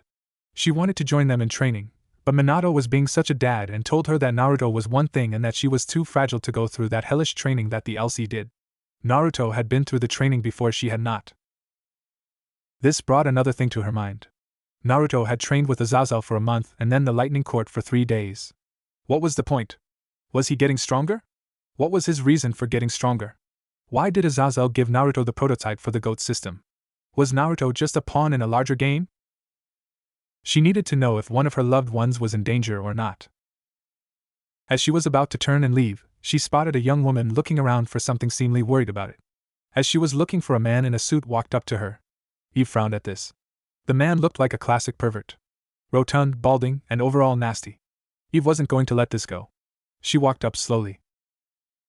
I'd go away, I'm busy, said the girl. The man gave a small laugh. Come on, cutie. Uncle will treat you right, said the man. The girl sighed. You're not my type. And trust me, I've slept with better, said the girl. The man put a hand on his face and smirked. So you got some experience. That's a bit of a letdown, but I can work with that. 2. Hey! Yelled Eve, making the man turn to her. The man turned and looked at Eve before his nostrils flared. Damn, 2 for the price of 1. And you a blonde too. Come with me and I'll treat you nice along with your Wanichan here, said the man as he reached for Eve. Eve's hand turned into steel as she balled up her fist and punched the man in the stomach hard enough to send him flying into a food cart.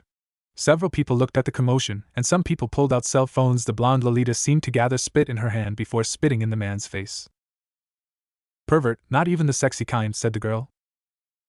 Are you alright? Asked Eve. Yeah. I'm fine. I was a second away from hitting that bastard with a spear of light, said the girl, wiping dirt off of her dress. Spear of light? Are you a fallen angel? Asked Eve. The girl smirked. Milted at your service. I take it you yourself are a fallen angel, miss, said the girl, curtsying to Eve. Eve. Eve Volfiot and I am, said Eve, not wanting to reveal the truth about her status as an artificial fallen angel. So what division are you part of? Asked Miltet. I guess I'm part of the research division, said Eve. It was true enough. Eve was a byproduct of the research division of the Gigori. Miltet sighed. I guess it was too much to hope that someone from the combat division would have come here to help us. Man, if only the investigation division had more capable fighters. So, what are you doing? Asked Eve. Miltet let out another sigh as she sat on the bench with Eve following suit. I was watching a charge that Leader Sama told us he was sending here. He had to bypass some regulations and even might have started a fight with the devils after that little deviant did what he did, said Miltet. Eve didn't know what she was talking about and honestly didn't want to know. She filed this information away for later, but it was of no use to her at the moment. Who is this charge? Asked Eve. Asia Argento. The saint of healing, or her heretic name the Foolish Witch, said Miltet, getting up. Where are you going? Asked Eve. I'm heading to the church. I just got a missive from my comrades. Eve and Miltet arrived at the abandoned church. Eve was sad to see the state of the church, but considering that devils ran the territory, it was to be expected. It was also pretty expected since devils could be hurt by prayer and religious icons. Miltet looked at Eve. Well, Eve, it was a pleasure seeing you. I hope to see you again, said Miltet. Eve looked at her and nodded before smiling. Very well, Miltet. Please be careful with your mission, said Eve, sticking out her hand. Miltet looked at Eve before she grinned and shook her hand. See you around, Eve, said Miltet as she ran up the stairs. Eve looked at the stairs and thought about what her new friend said. Location, Ko Town. Place, Edding Tides Restaurant / Uzumaki Residence. Time, 2200. A movie was playing in the background as Naruto and Mito sat on the couch in her room. It wasn't anything overly romantic, just them hanging out. Although considering they had cooked the meal together, flirted, and had managed to get the house to themselves by having Eve go to Tsunade's house for the evening and Minato and Kushina went to a love hotel for the evening, one owned by Senju Industries. So here they were cuddling on the couch watching an action movie on Hulu. Mito had her head on Naruto's chest, while Naruto had his arm around her shoulder. The remains of their dinner sitting on the table. The last 3 days of training from B-sensei was brutal, said Naruto. Mito smiled. Really, you big baby? It wasn't that bad, said Mito. The blonde male snorted. Wait till you train with B. Love the man to death, but he's crazy in his training. Taking 5 of his Liger bombs is like getting hit by a bullet train. And don't get me started on Uncle Ice Lariat. That thing should be classified as a deadly weapon, said Naruto. The training that the trio did in the lighting quartz facility was actually pretty light compared to what he went through with Azazel. Since they weren't training to be wrestlers, they instead focused on their individual abilities. For Gaara, since he seemed to have a connection with earth magic, particularly San Samui and Durai were the perfect duo to train him, while Myo seemed to have a knack for enhancement and dark magic. This counts as a date, you know, said Mito. Naruto smiled. I wasn't sure if this counted or not, said Naruto. We are alone, we're having fun, just enjoying each other's company. Hands stay on my hips and ass, said Mito, smiling before crawling into Naruto's lap and locking lips with her intended target. As the duo made out, Mito's hands found their way to Naruto's hair and Naruto's hands went to her waist. It was so slim and muscular. Mito was a beauty that could easily be overlooked compared to Rias or Akino. Mito's hands found Naruto's chest and rubbed it. His chest was well defined and hard to the touch. The phone began to ring, interrupting their together time. Mito glared at the phone before picking it up and answering it, putting it on speaker. Azazel, this better be good, growled the blonde female. It is Rainier and her squad are about to make a mistake that could start a war, said Azazel, his normal perverted self seemingly gone. What do you mean to spark a war? Asked Naruto, taking the phone from Mito. I had to break a few rules that could get me in trouble with not only my own people but heaven and the devils. The girl Asia Argento, who is at the center of this controversy, is probably the most gifted user of all the active Twilight healing users.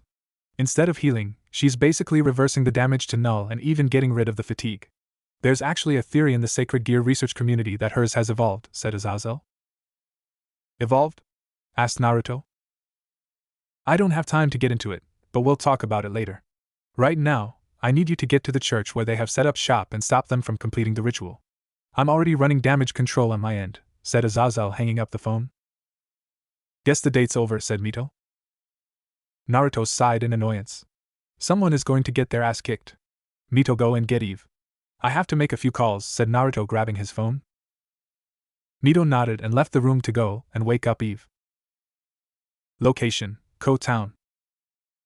Place: abandoned church. Time: 2300.